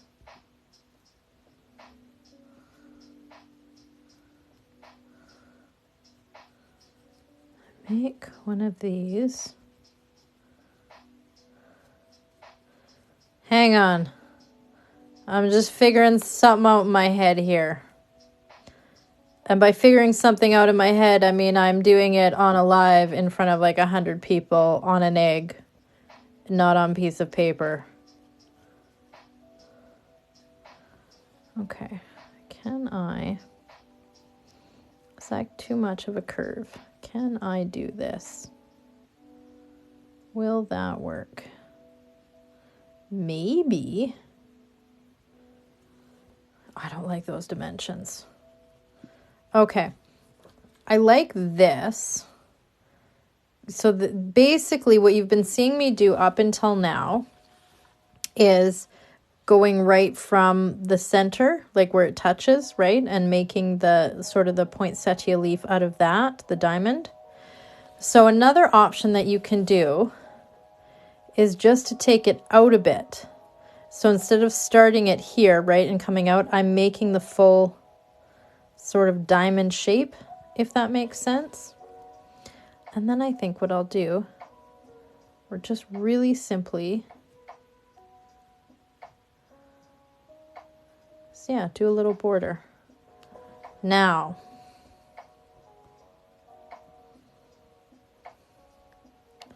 do I just do a diamond instead of a diamond? I mean, why the hell not? Weirder things have happened. Okay. I don't know what this is going to look like. We're just going to try it and see. We're just going to try it and see. Maybe it's going to be okay. How about for fine detail work, Christina? You don't go in with your heavy style Kitska. Go on with the medium. Let's not do this. Girl. Oh, yeah. Okay. Dun, dun, dun, dun. All right, here we go. So, I'm going to come in and get as nice and close as I can to the inside corner there.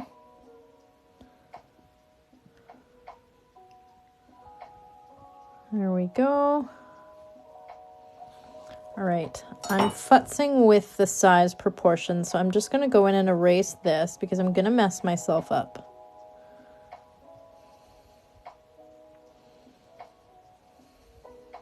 So I'm changing my mind on some of the proportions. As I am wanton to do, I change my mind as I'm working.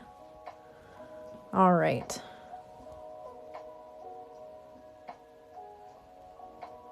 So I basically want this length and this length to match.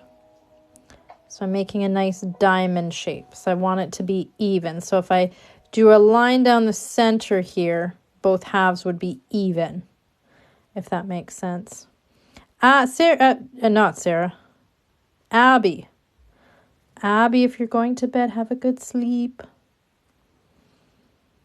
Oh yeah, white eraser. Don't use the pink pencil eraser. It's going to smear and it's going to make a mess and you are going to have sadness. If that eraser wrecks all your hard work.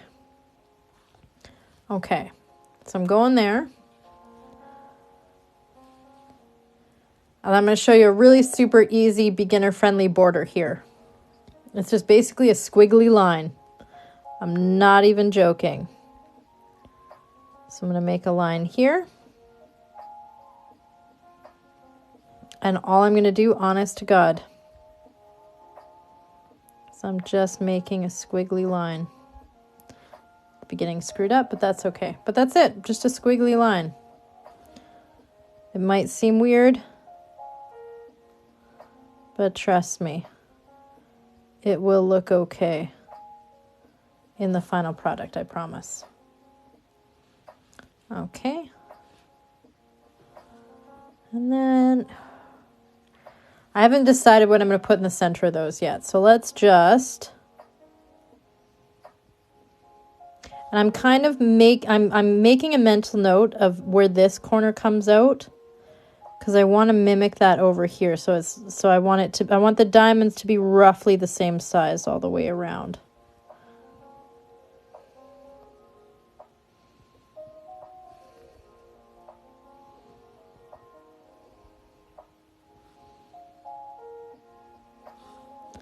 Like so.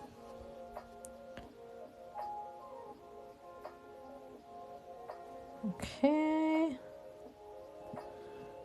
Putting a little, there we go. Ooh, who said that? Samantha, cross-hatching inside the diamond. I like that. I don't think I've ever done cross-hatching inside a diamond before. I'm going to do that. Look at you guys with all your good ideas tonight. I'm out of wax. Time to fill.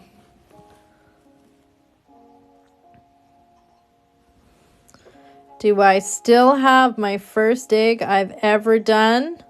Ladies and gentlemen, is it time for Miss Congeniality 1988 to make an appearance? I believe it is. She is not the first egg I ever made, but she lives in her little container with the first egg I ever made. But let's be honest, Miss Congeniality steals the show every time. Look, this is the one that I broke on a live once, one of my childhood eggs. So I am a hot mess. So technically the first egg I ever made, here she is. I was probably about 3 or 4 when I made these. And then here she is, Miss Congeniality, 1988.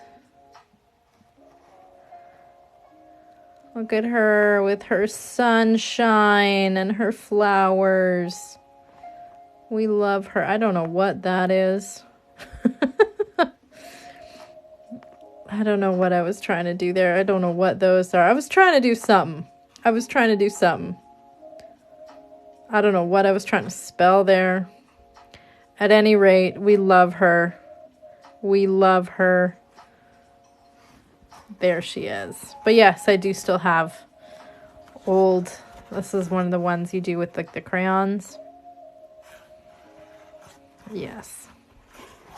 I do still have the first egg I ever made. I've got a ton more eggs at my mom's house somewhere, but they are buried. She's slowly going through her stuff and uncovered. Some of you saw she uncovered some of my childhood Barbies the other day. Oh, that was a blast from the past. Some, like my holiday Barbies, she never let me unbox them, so they're still brand new in the package. But, it's going to be hard to light. Where's my matches? I don't want to light you with a lighter. I'm going to light you with a match. It's going to be easier. Yeah, I have holiday Barbies. Like, I think I have 90 through to 99 or 98 in the holiday Barbies in the box. I'm going to keep them. There's a bunch that are like super ran through. Like I have a peaches and cream Barbie that is ran through. The exercise Barbie, the one from Toy Story in her blue jumpsuit, I had one of those. She is also looking pretty ran through. Some of the ones I kept and I'm letting my 7-year-old play with them just for the nostalgia. A lot of them. You were born in 98? My God, girl. I was in grade 11 in 98. Grade 10, grade 11? I was in high school. Don't tell me how young you guys are. No, you know what? Tell me how young you guys are. I like my younger millennials, my Gen Zers. I like you guys.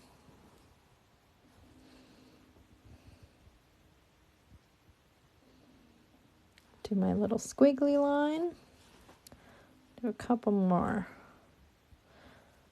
You guys, I'm going to be 39 on Monday. 39 and feeling fine.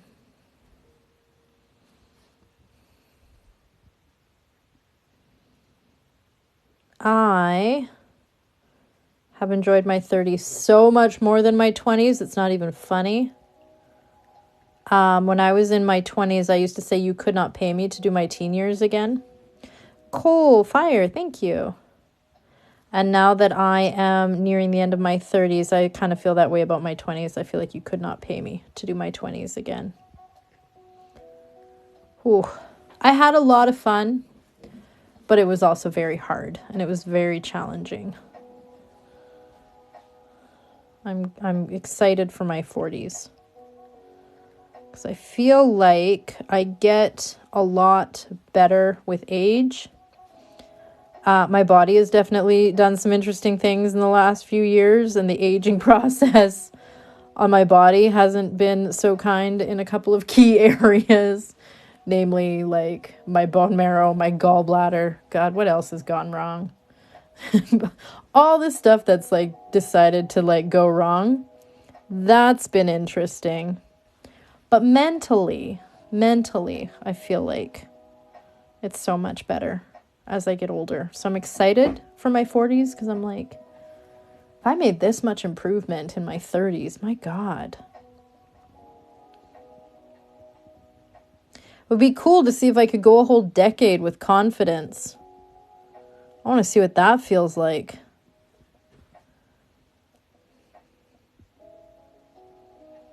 See if I can go a whole, how about we go on screen, girl? If I could go a whole decade with some confidence, that would be cool. I want to see what I could accomplish in 10 years as a confident person. I think that would be exciting.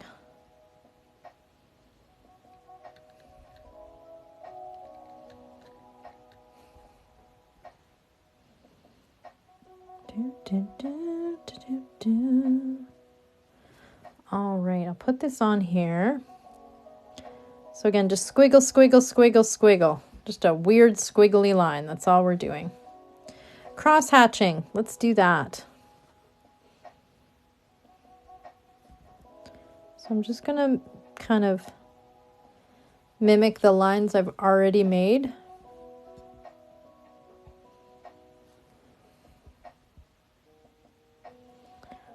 Explain to someone who was alive then but had no idea it was a thing. What was a thing? What did I miss? What did I miss?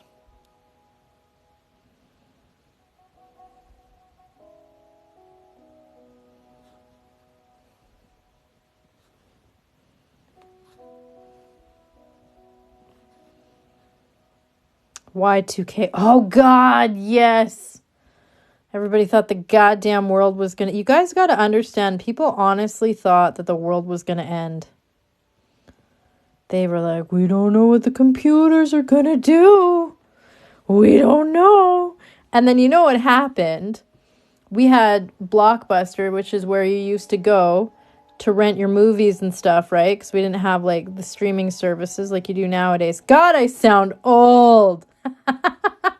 Back in my day, we'd ride our bikes to the video update. And we'd rent 7 movies for 7 days for $7.99. Sorry.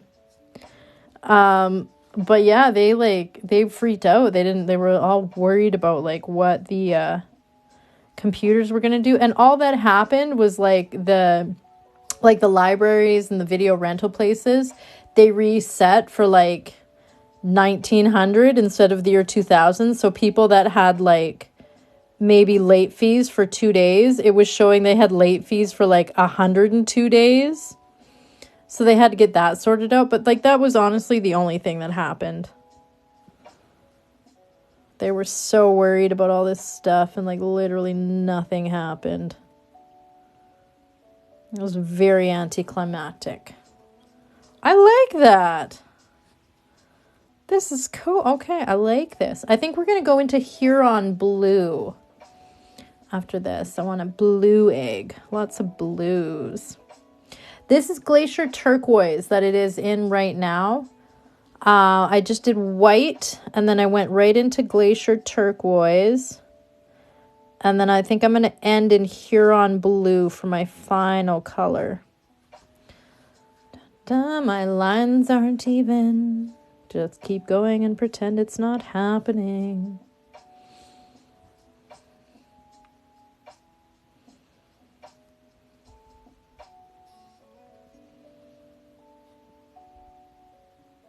Should use some of the same swirls that were on Ducky. Oh, I did like those swirls on Ducky. I think I'm going to keep him. I really want to keep this like a beginner friendly egg though. Is the only thing. And sometimes those swirls. Why is my nose? Oh, I'm dropping things. I hate snow mold.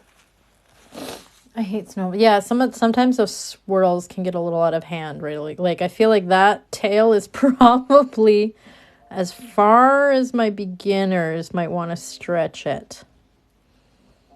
I feel like I keep it as beginner friendly. I want to give you beginners enough to chew on,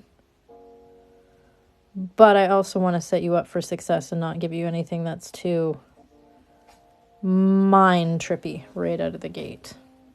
Okay, I like this. I like this. I like where this is going. All right, Huron blue. Where you at, girl? Here we go. Ukrainian accessories. Let's push you out of the way so I don't set something on fire. Okay, where's my blue? My blue. So I'm just taking my little double check and I'm just going through and making sure. So for anyone that wasn't sure what we were talking about just then, and if you are a little bit more intermediate level, I think this is swirlies she was talking about. So in like the sort of the background here, if you wanted to go through and add just a little, it's just kind of like doodling, really. But if you wanted to go through and add a little zhuzh, that is something that you can do for my more advanced novices that you've done a couple of eggs. I remember, oh God, yeah, I remember when everybody started getting cordless phones and that was a thing and people were like, oh my. Remember watching Saved by the Bell and Zach Morris had that giant brick cell phone? God, that was great. God, I miss that show. Okay. So that all looks good. So he's going to take a little bath in the Huron Blue. Now we can get Guy Fieri out of the Catalina wine mixer, out of the Kalina Red here. Let's just put you back there for a minute, sir. Okay.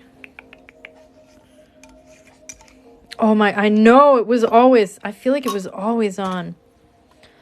I was obsessed. I thought I was going to be Kelly Kapowski.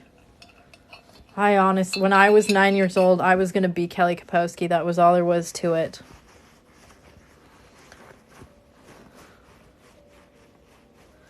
And then I grew up and I was like, marry my high school sweetheart. Absolutely not. No, thank you. I did marry somebody I went to high school with, but it was not a person that I ever dated in high school. My husband and I actually have known each other since we were 11 years old. Actually, the very first boy I ever danced with at a school dance in junior high was my husband. And I was only dancing with him because I was trying to get a dance with his friend. So I was trying to like get near. It was like a dance by proximity. But we never dated in school. We didn't start dating till we were like 27, 28. That's our joke, is we were the best option we had left. We were the best. That's our, every anniversary we cheers each other. We're like, well, babe, best of what's left. And we've been together 12 years. It's worked out. 12 years, 2 kids. It worked out. Okay, so now I'm just gonna fill this in.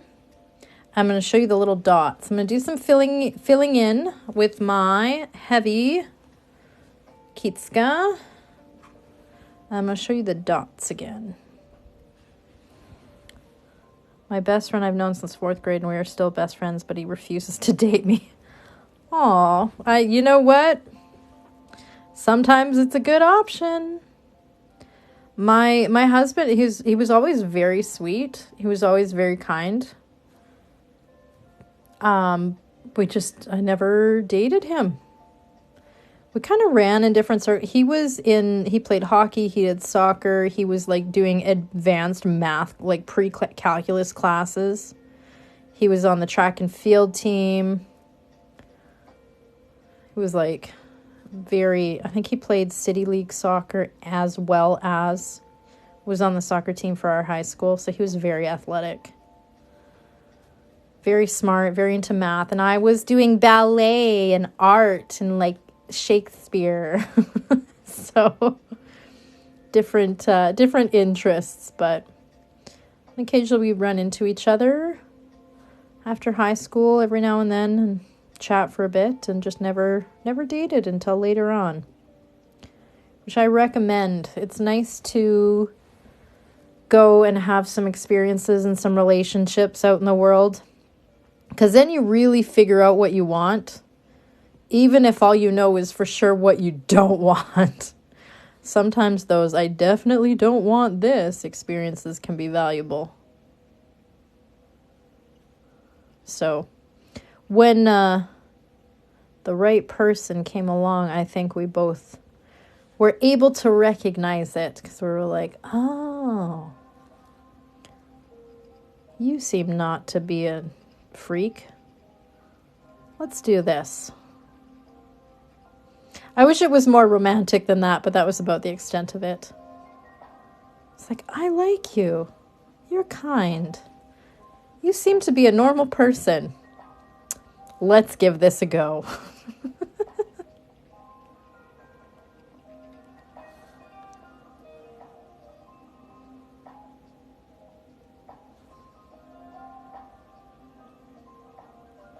If I could give any advice to anybody that is single and thinking they want to be in a relationship, above all else, look for someone that is kind.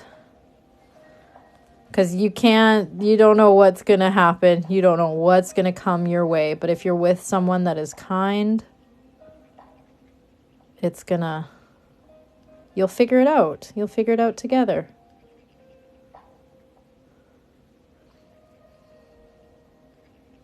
Pay attention to how they treat people. Pay attention to how they treat, wait staff, retail workers. Are they kind? Pay attention to how they treat complete strangers. Are they kind?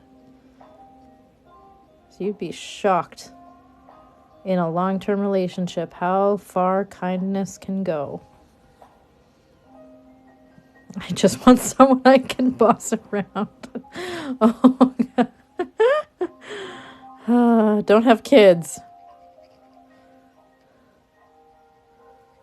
Specifically, don't have my kids. You can't boss those ones around. They're too strong-willed.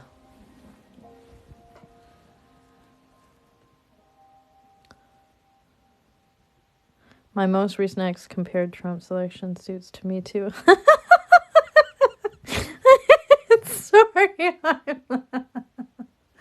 Sorry.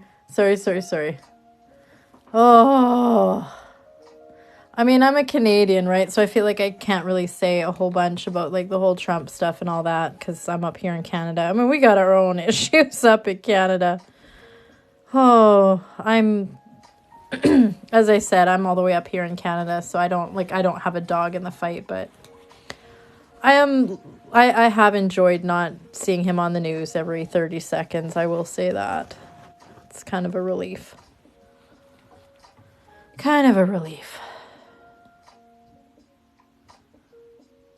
Found him very jarring.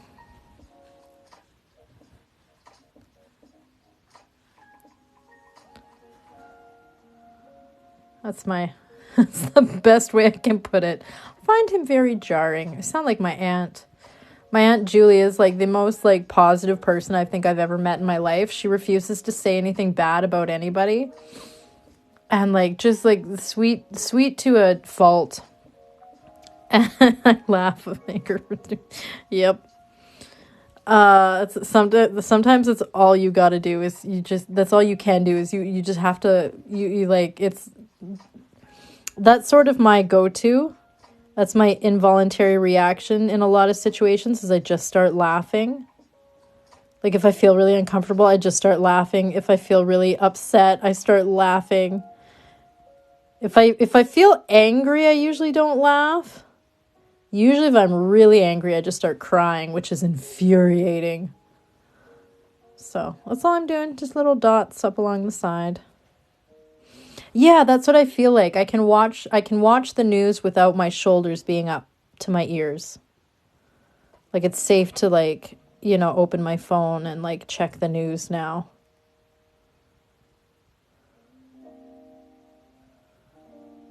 It was very challenging there for a while. For a while, I just couldn't watch the news. I was just so overwhelmed with everything. I was just like, I can't do it.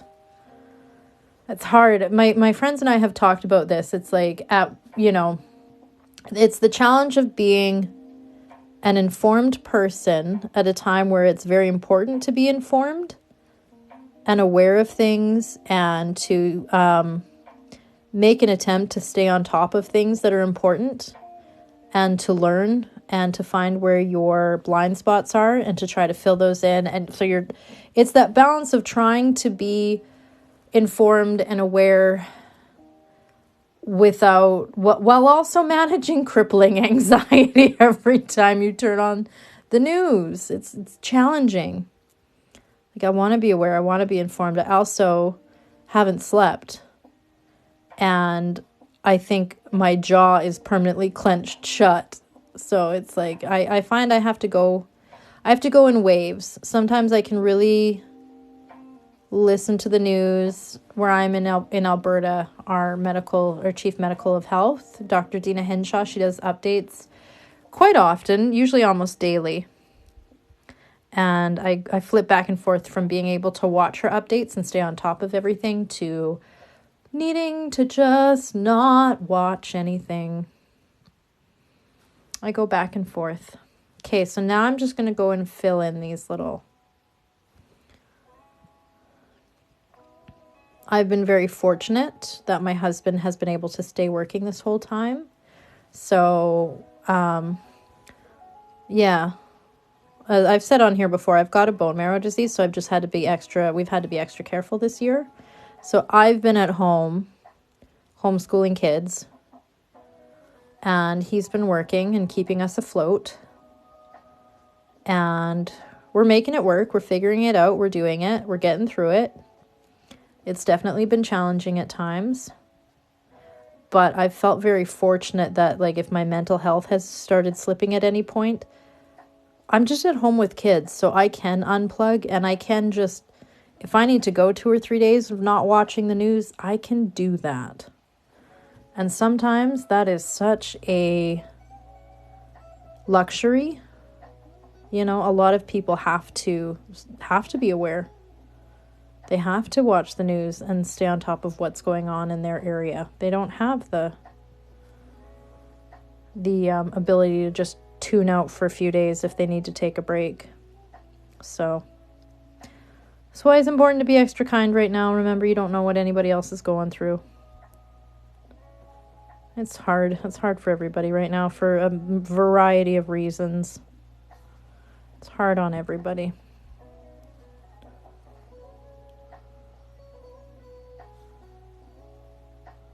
Just throw the whole person in the dumpster and start over. I'm sorry I'm laughing. I missed something. I missed some kind of phenomenal conversation, clearly. Yeah, boundaries are important. I feel like that's something a lot of us learned this year, was boundaries. Yeah.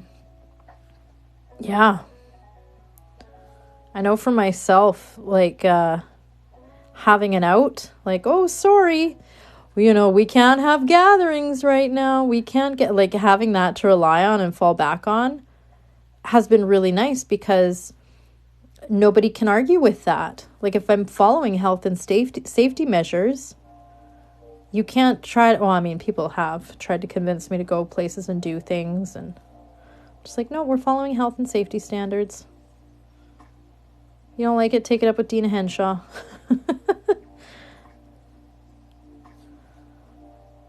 Okay. There we go. All right, let's fill in his little gobbly sack. His waddle. And his sweet, sweet hair. Now, final color for this one. Oh. So it's white. It's gold. It's red. I don't know. What should our final color be? Maybe brown? What about Okanagan wine, which is like a burgundy color? Should we try Okanagan wine? I feel like I haven't. Purple? I haven't tried purple in a while. Okay, let's get out some options here. Blow you out so I don't cause a mess. All right. Have I put the labels on the tops yet? No. Have I been talking about doing it for like 3 weeks? Yes. Have I actually done it yet? No. I am who I am. And I am a mess. Ooh, Sacred Amrath might be nice. All right. We have Okanagan Wine, which is more of a burgundy. And then we also have Sacred Amrath, which is more of like a purple. What are we feeling? Viking Violet. Where is she? Let me find her. I think I see her.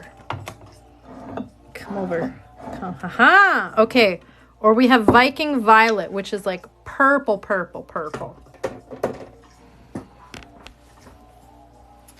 Wine. Okanagan Wine. Sacred Amrath. Viking Violet. Wine, but that might be the... That might be the thirst talking and not aching. All right, so I think Sacred Amrath is definitely out of the running. It seems to be. So are we going to go more burgundy or purple? Violet? I think Viking Violet's winning out. All right. Okanagan Wine enjoyed a short lead at the beginning, but I think Viking Violet has won out. All right. I love Viking Violet because, look, there's my grandpa's rating. I love that. He passed 2 months before my wedding in 2010, and I miss him every day. He was the husband of the grandma that owned the ceramics studio. He was the one that owned the logging truck that used to drive me upside a mountainside on a logging road and hike out to the blueberry bushes in the middle of a mountainside. All right, we got everything filled in. Do some Viking Violet on there. Am I making a mess? Yes, I am. Do I have? No, I don't. I'll use you.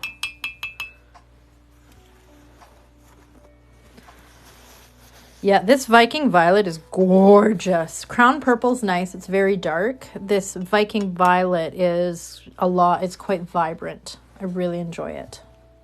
I enjoy Crown Purple too, but I've been enjoying that one. Okay.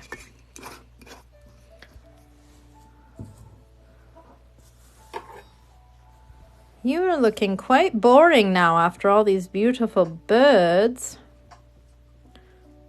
Grew up with logging trucks for Alpac. Yeah. My grandpa, he used to be a mechanic on the logging trucks out in BC. The interior.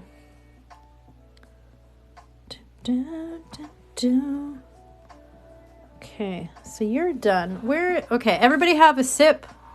Have a sip of your beverage. I'm going to put if anybody needs a screenshot, the company that I use and my code for anybody that needs a screenshot. So UkrainianAccessories.com is the company I use where I get all my supplies from. And then if you use code CraftyLady10 at checkout, it'll save you 10, not on like the books or the clothes or anything that she doesn't make in-house, but anything made in-house, like any of the dyes, the Kitskas, the wax, the kits, any of that. Crafty Lady 10 will save you 10% at checkout. Do you have a favorite dye color? I rotate. You guys have seen, sometimes I'm in like a real red and purple and like cream soda pink phase. Sometimes I'm like really into glacier turquoise and like my blues. Sometimes I'm really in like a purpley blue phase. I kind of change. I've been enjoying Borealis green lately too. It's like a really light sagey green. I dig it. All right, where did he go? I put it in Huron blue, right? Yes, I'm sure I did. That's the one I put it in, I think. Where is it? Viking Violet. Oh, I put him over here. Just kidding. Just kidding. I'm a mess. It's fine. We're all mad here. We're all a little mad here. Okay. So let's see how this guy is doing. Ooh, pretty.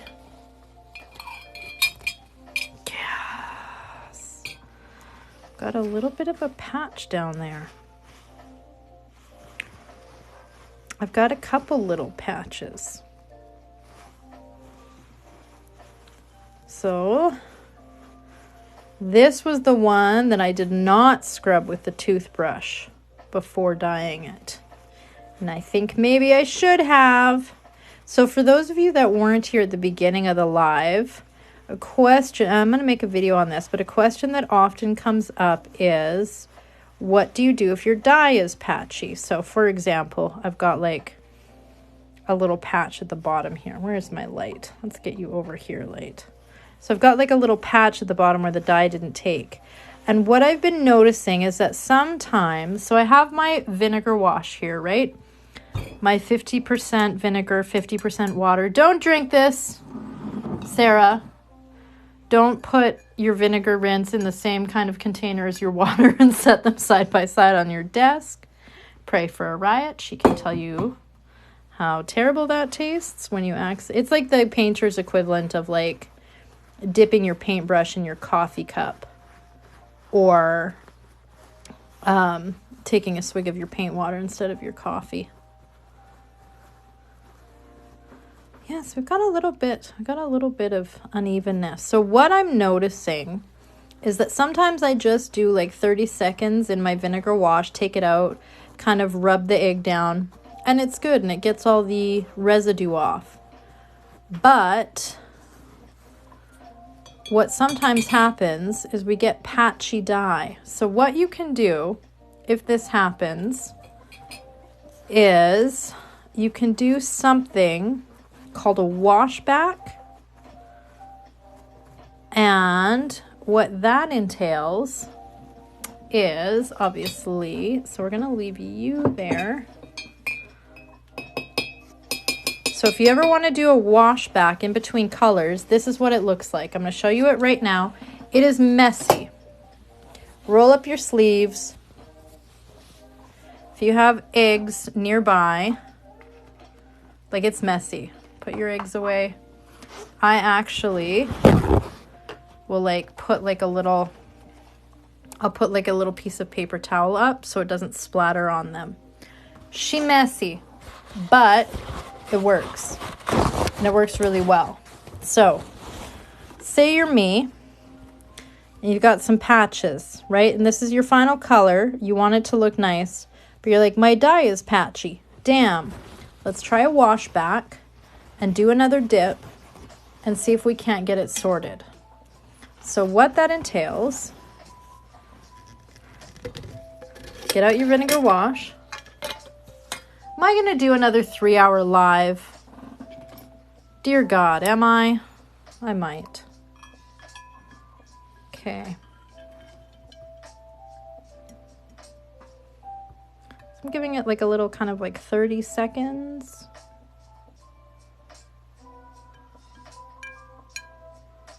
Ish. Take it out.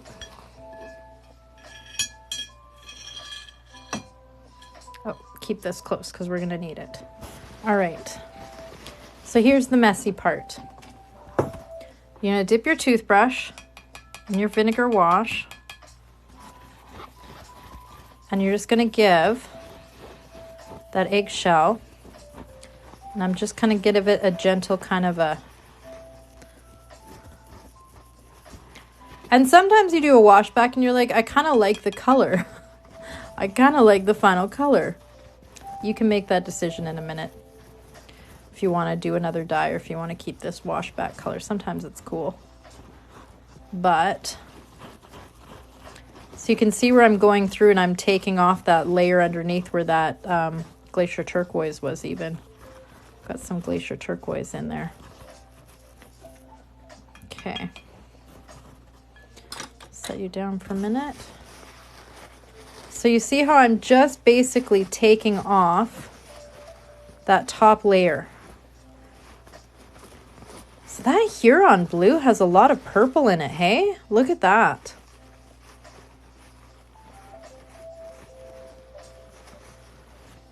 All right. So we're just taking it off. We're taking it right down. So now hopefully we dip it in again. We'll get more even coverage. Might not fix everything, but it should hopefully fix quite a bit. I can't get over how much purple is in Huron blue.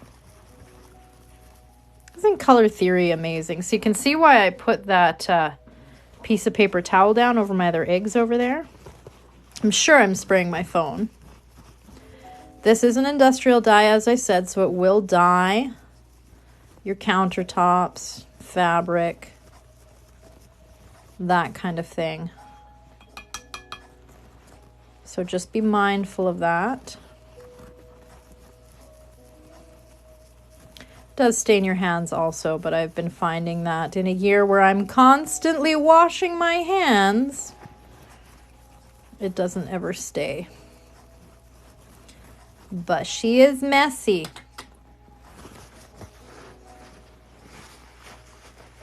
She is a messy.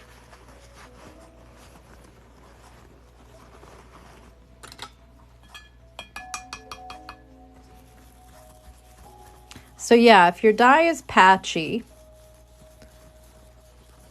maybe you've got some residue. So yet another example of how farm fresh eggs just beat out store-bought eggs, mass manufactured stuff every time.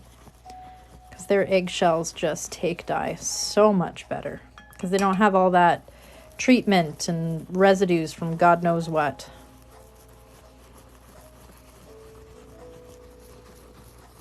Okay.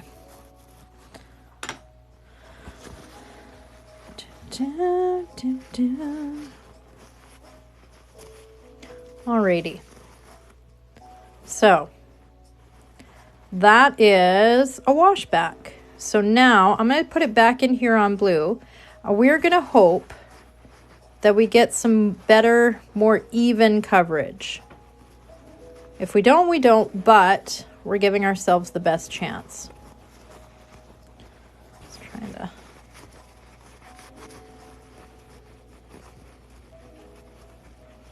Might still have some areas that are a little patchy, but you know what? We'll see. We'll see. It's a cute looking bird, though.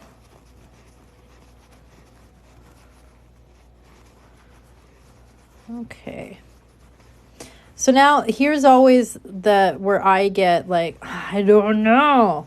Because that's kind of a cool, like if you're really into lilac, lavender, you could always just leave your egg like that. Like that's kind of a pretty lavender color. I think I'm going to go darker though, because I want those other colors to pop in a way that I don't feel like they're going to pop as much if I leave it lavender. But that's always an option for you when you do a wash back. If you like the color that it washes back to, you can always leave it.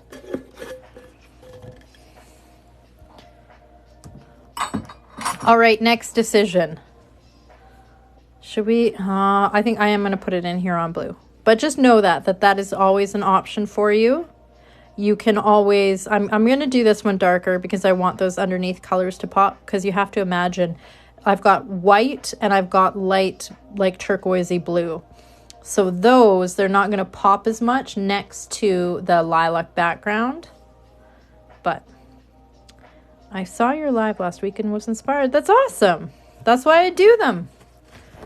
I want to inspire people to make more art. The world needs more art right now. People need to make more art. Find ways you can be creative every day and just go for it. We need it right now. We need creative releases. We need to look at beautiful things. We need it all. We need it all right now. Okay, I've made a look at my hand. I made a mess of my hand. But yes, so that's a wash back. So now hopefully it'll be a little bit more even when she comes out. Yeah, sometimes that's how I can mix colors and get different shades and tones of things, is by doing a wash back. It's very experimental. Generally with Pasunke, you want to do you want to move through your dyes sort of lightest to darkest. So you would start with, so this one is a good example. Like I've got a little bit of green on here, but this is mostly like I used warm tones.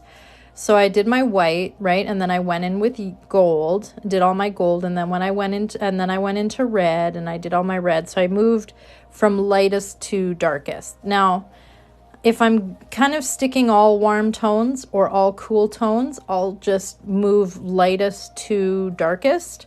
But if I'm flipping back and forth between cool and warm tones, that's when I tend to do my wash back, because that's when you can kind of make mud, for lack of a better term. But I know you can get this. This is a free download on the Ukrainian Accessories website, this eggshell dye color chart. And they actually have like a dye sequence chart where, like, if you're going to, like, say from yellow into orange, you just normal, right? Or if you go into red, it's just normal. If you go into like a magenta, you're fine. But if you want to start going back and forth between like purples and blues, you might want to do a wash back, or try it. If it doesn't work, then try a wash back, that kind of thing. But this is a free download on their website, ukrainianaccessories.com. So if you're confused about maybe when you want to use a wash back or not, that dye sequence chart is I think this little like card thing that I have, that comes with the 20 die kit, but you can they've got a ton of resources on this website, guys, that are free downloads that are super, super helpful. So if you just want to go and just have a gander and look around on that website and just see what they have, because it's free, you might as well learn a ton of stuff on there. What did I do with that purple? I don't know. Okay, well, we'll use you. Let me just grab one of my extra pieces of paper towel.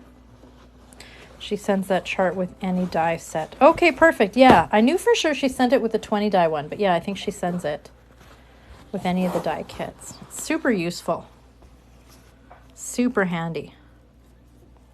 They included that chart with my order. Perfect. Yeah, I think it's included in the kits as well. I could be wrong, but... Oh, look at this Viking Violet. Speaking of purple. Whew. Yes, you can do a wash back before you start dyeing the eggs. Actually, that's what I did with this one. Was it this one? I think it was this one. Well, hi, puppy dog. How are you doing? How are you doing, sweetheart? Yeah? She's looking at me like, Mommy, it's bedtime. It's almost 1 a.m. You're usually done by now, Mommy. I love this Viking. So this egg got a scrub down before I started today. It's from the same pack as that other one. We've got a little bit down here. But overall, she's pretty good. She is pretty good. I like her.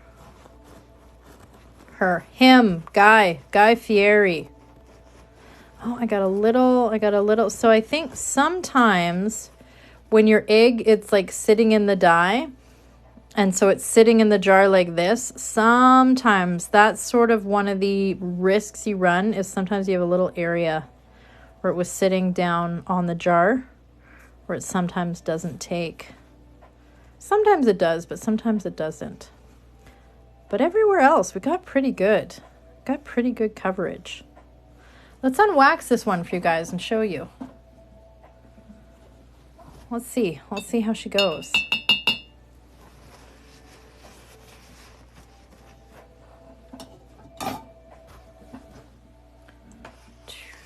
Where is my... Am I doing a 3-hour live? I guess so. What was my record that one night? I think I did a 4-hour one, 4.5-hour one. It was insane. I was going to go to bed, but I'll wait for the unwaxing. It's how I suck you in. Look what I just did. No. Can I light this with it this short? Am I going to burn myself? Probably. Is this going to be entertaining for you all? Probably. Oh, God. Okay. Here we go. Oh, where is my little piece of paper towel?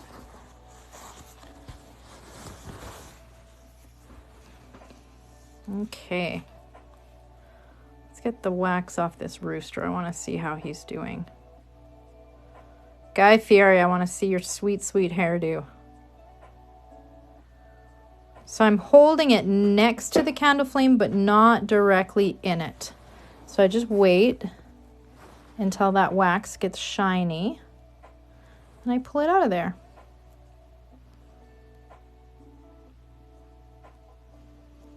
So there's a couple different ways you can de-wax your eggs. People have, so if you drain them, you can then, here he is. If you drain them, you can pop them in the microwave. I've heard of people popping them in the microwave to drain them. Don't explode them. If you seal up the little drainage holes, you may have an explosion in your microwave. Sarah, I'm not ratting you out. I like him. I like him on that purple background. I like this. All right, let's do some of the top here.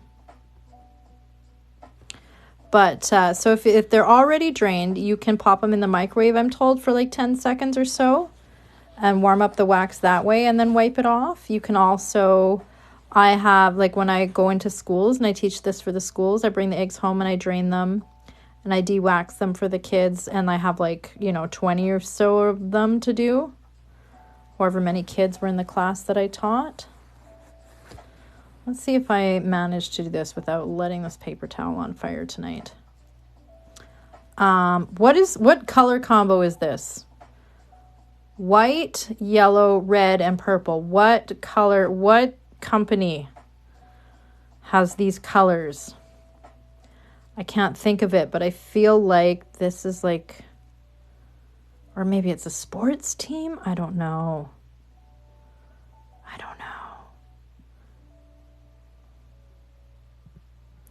FedEx? Cadbury? Oh, I think it's Cadbury. Yeah, I think Cadbury does a lot of purple and the gold with a bit of red. I think you're right. I think it's Cadbury. I think that's it. Be Googling Cadbury after this.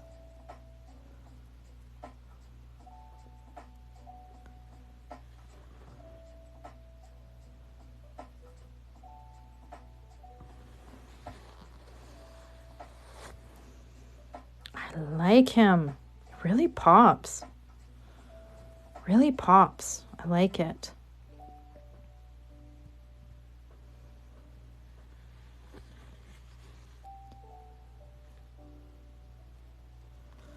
Adorable. Thank you. Okay. So that you can see, I've got a little bit of eraser lines still. I'm going to go through with my eraser after and take those off. I'll show you how I do that. But you really got to make sure you get all the wax off before you go in with an eraser, because it can be, so you can see what I mean, how important it is to get everything totally filled in. Like if you have any little spots where it's not. Yeah, I can't remember who it was that suggested Viking Violet. Was that Sarah? Was that you? Somebody did, and it was a fantastic idea. Oh, Sailor Jupiter. I do, you know what I would love to do is to do a Sailor Moon series with all of them. Like each one is a different egg. Once again, I have 70, because I want to do like a whole, like there's like Spirited Away. There's like 7 eggs I want to do from Spirited Away. I want to do a Ponyo egg. There's like another 3 eggs I want to do from Kiki's Delivery Service. The Princess Mononoke. Like, And then I want to do a whole Sailor Moon series. I think Avatar would also be really cool. 70,000 ideas and not enough hours in the day.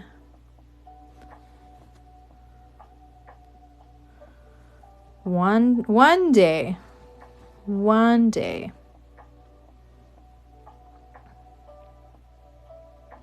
I have 80,000 ideas. For those of you that haven't seen it, where is he? Totoro, where are you, Totoro? Totoro. This was my first Ghibli egg. I had to do. My 7-year-old asked me to do a Totoro. Yes, Howl's Moving Castle. There's a whole bunch I want to just join. Am I confused? I am making traditional Ukrainian pisanka. My jam is I like taking traditional Ukrainian pisanki and then putting like a pop culture reference. I could do a ton of Disney princesses. For those of you that missed my Bridgerton egg, which I broke, we're not gonna talk about that, but I did a Bridgerton egg. This one had issues. I'm so sad that she broke. You cannot rush Pisanke. She is a fickle mistress. She will punish you if you try to rush her. Always happens when I drain them. I get anxious and I try to pump too much air in and I burst them.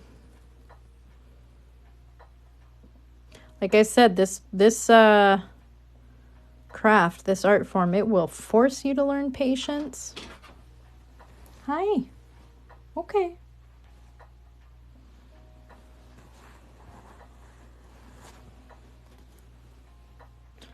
My dog's like, Mom, it's time to go to bed. I'm coming. I'm just going to take the wax. I'm talking to you like you speak English, and I know you don't. But I feel like you can understand the intent in my voice. So that's what we're going with. I'm just going to take the wax off this one, and then we'll go to bed, okay?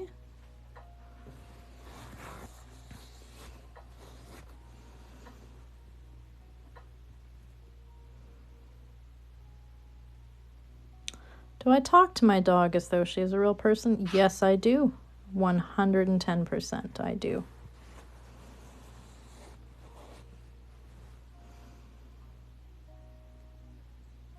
She listens to me better than most of the humans in this house, so why wouldn't I talk to her like a person? So for any of the little areas where you have... I'm in bed, Hamza's snoring. Okay, who doesn't talk? Yes, exactly. See, I'm not alone. I know. We're amongst friends here. We're all a little mad here. So make sure you have a nice clean white eraser. If you try to use the old pink ones on the end of your pencil, you're going to be in a world of hurt. But I just used that pencil. And I just gently, because you don't want to take off any of the dye, right? That's always the danger, is you'll rub off some of that dye, and you don't want to do that. But we do want to get out some of these pencil lines. My cousin, BC ADHD Mama, she had a pencil lines on her egg, and she said she used some WD-40 on it and they all came off. So she like took the wax off and then I think sprayed some WD-40 on it and kind of rolled it around and they all came off. So that's also, if you have some stubborn pencil lines that just won't come off, try some WD-40. There we go. Pencil lines gone. Happy rooster, ready to go. All right. So while I'm just going to quickly take off the wax on this other side here, I'll take the time to say that this Monday coming up, the 29th, is my 39th birthday. And I'm going to be on here. I'm going to be going live. I'm going to take the wax off of the other 2 eggs I was working on tonight. I totally made a Cadbury's egg and didn't even know it. Always surprises at the end when you take the wax off. Always little surprises. It's always exciting. You never know what you're going to get until the very end, and you take the wax off and you're like, look at that. What did I do? What did I make? I made a Cadbury cream egg with a rooster on it. Very fitting for Easter. But yes, so I'll be live on Monday night. I will be using the face on so you can see my face on Monday nights. And I will be unwaxing. I'll show you how I drain my eggs as well on Monday night. I'm going to eat some cake because it's my birthday. I would encourage anyone to also bring your cake, your treat of choice. We can all sit and eat our baked goods together. And then I think I'll go through and I'll show you some of my older... Usually I do some sort of show and tell on Monday nights. I'll show you some of my old pisanke.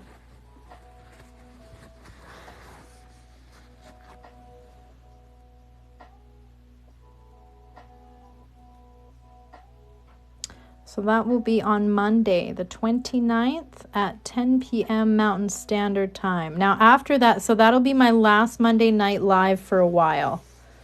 I will, starting on Easter Sunday, be switching. I'm still going to do my lives on Friday night like I'm doing now. But instead of going live on Monday night, I'm going to go live on Sunday afternoons. So not this Sunday, but starting Easter Sunday. So 3 to 5 p.m. Mountain Standard Time. My schedule kind of changed a bit. My family schedule changed a bit. So Mondays weren't going to really work anymore. And also I was getting asked if I could possibly find a time to do an earlier live, because I know for a lot of you this is quite late. So I wanted to try to find something that would accommodate those people that can't stay up too late. I will, tomorrow, I'm going to upload this live and last week's live to my YouTube. So if you are unaware, in my bio, there is like a little icon thing. It looks like the old Instagram logo. You click on that and it'll take my Instagram, and my YouTube will come up.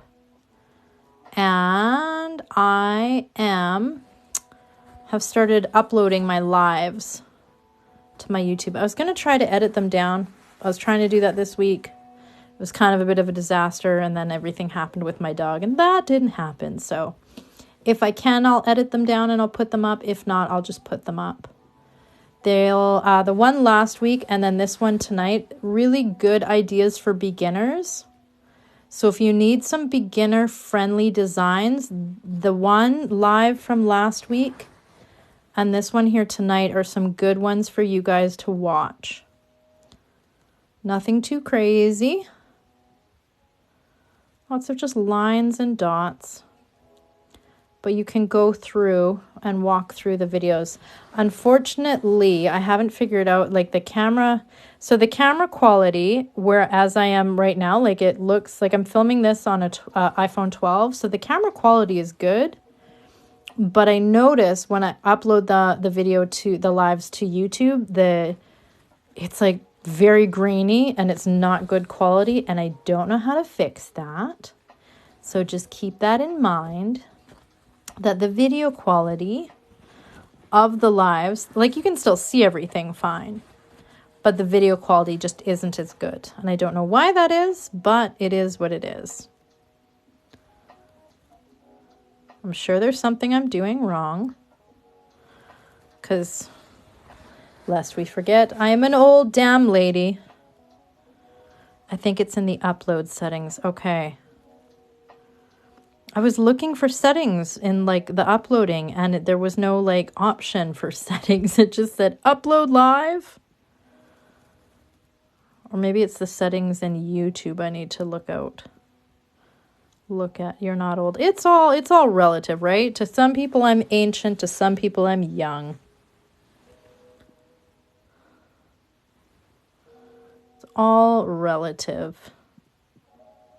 I'm not as technologically inclined as I would like to be.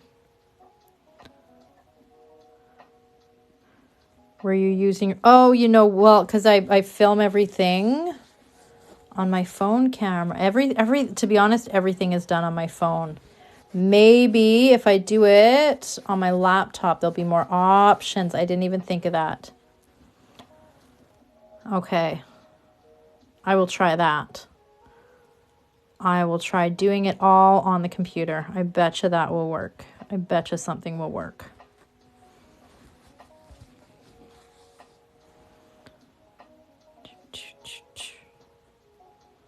Okay, here we go.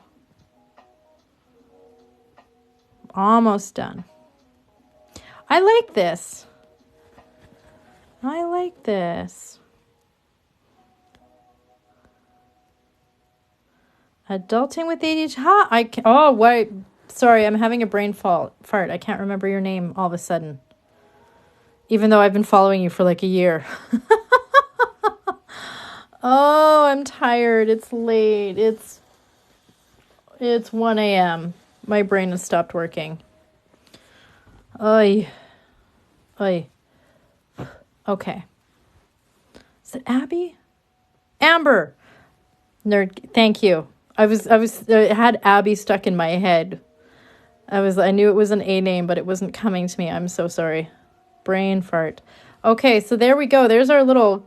Inadvertently, we made a little Cadbury cream egg, but I really like how vibrant it is.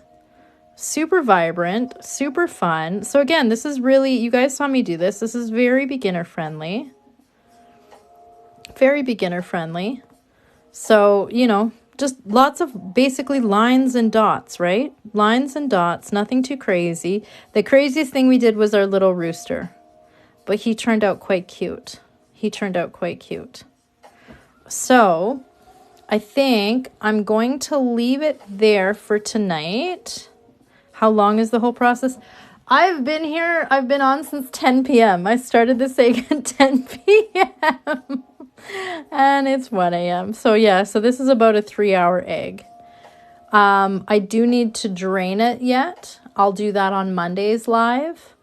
Monday's live, I'll drain this egg and I will de-wax the other 2 eggs from tonight and drain them as well for you guys so you can see that whole process. And I'll also eat cake because it's my birthday and I want to have cake. Oh, my dog's just passed out at my door now. She gave up on me. She's like, fine, I'll sleep here. Oh, let's see how before I go, let's see how this one is doing. So we did that wash back on this one. I just want to see how it's doing. Oh, pretty. Thank you. Okay, I've got a little spot up here. I'm going to leave it in a little bit longer because I've got a little spot up here, but it looks like the other spots, filled in. So I think I just need to leave it in a little bit longer because, yeah, it looks like all those other spots got taken care of. So if your dye is patchy, try a wash back. This one is called Huron Blue. Huron Blue. Okay. So you can go back in there for I'm probably going to forget about you and go to bed and wake up tomorrow morning and freak out and panic and take you out of there. That's probably what's going to happen. Let's not lie. I'm going to forget I have an egg in the dye. I'm going to go brush my teeth, wash my face, and go to bed and forget about you. I know I will. Because that's who I am as a person. And then I'll wake up in a panic at 7 a.m. and be like, I left an egg in the dye. And I'll run downstairs and take him out. That's going to happen. Why do I know that's what's going to happen? Because that was what happens every time. Okay. So, what am I doing? So last time before I go, how long are the dyes good for? If you put them in like a good sealed container, right, and you keep them out of the sunlight and away, like don't keep them next to like a heat fan or like a heater or something, but keep them away from heat and sunlight and have them in a good sealed container, and they can last you, like I got some of my dyes are going on year 4. At least 6 months to a year, and many eggs. But I had a lady comment on one of my videos once. She just said every year she takes her dyes out. She, some of them have mold growing on the top. She scoops the mold out and keeps using them. And she's been using hers like 10 years. And I thought, you know what? You go for it. Why the heck not?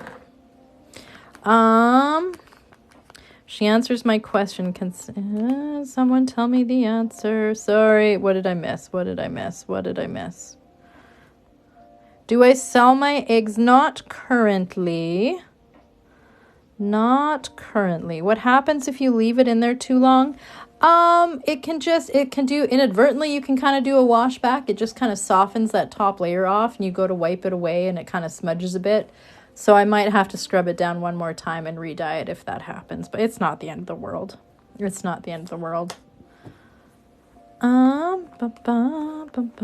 So, but yes, UkrainianAccessories.com, Crafty Lady 10 for 10% off.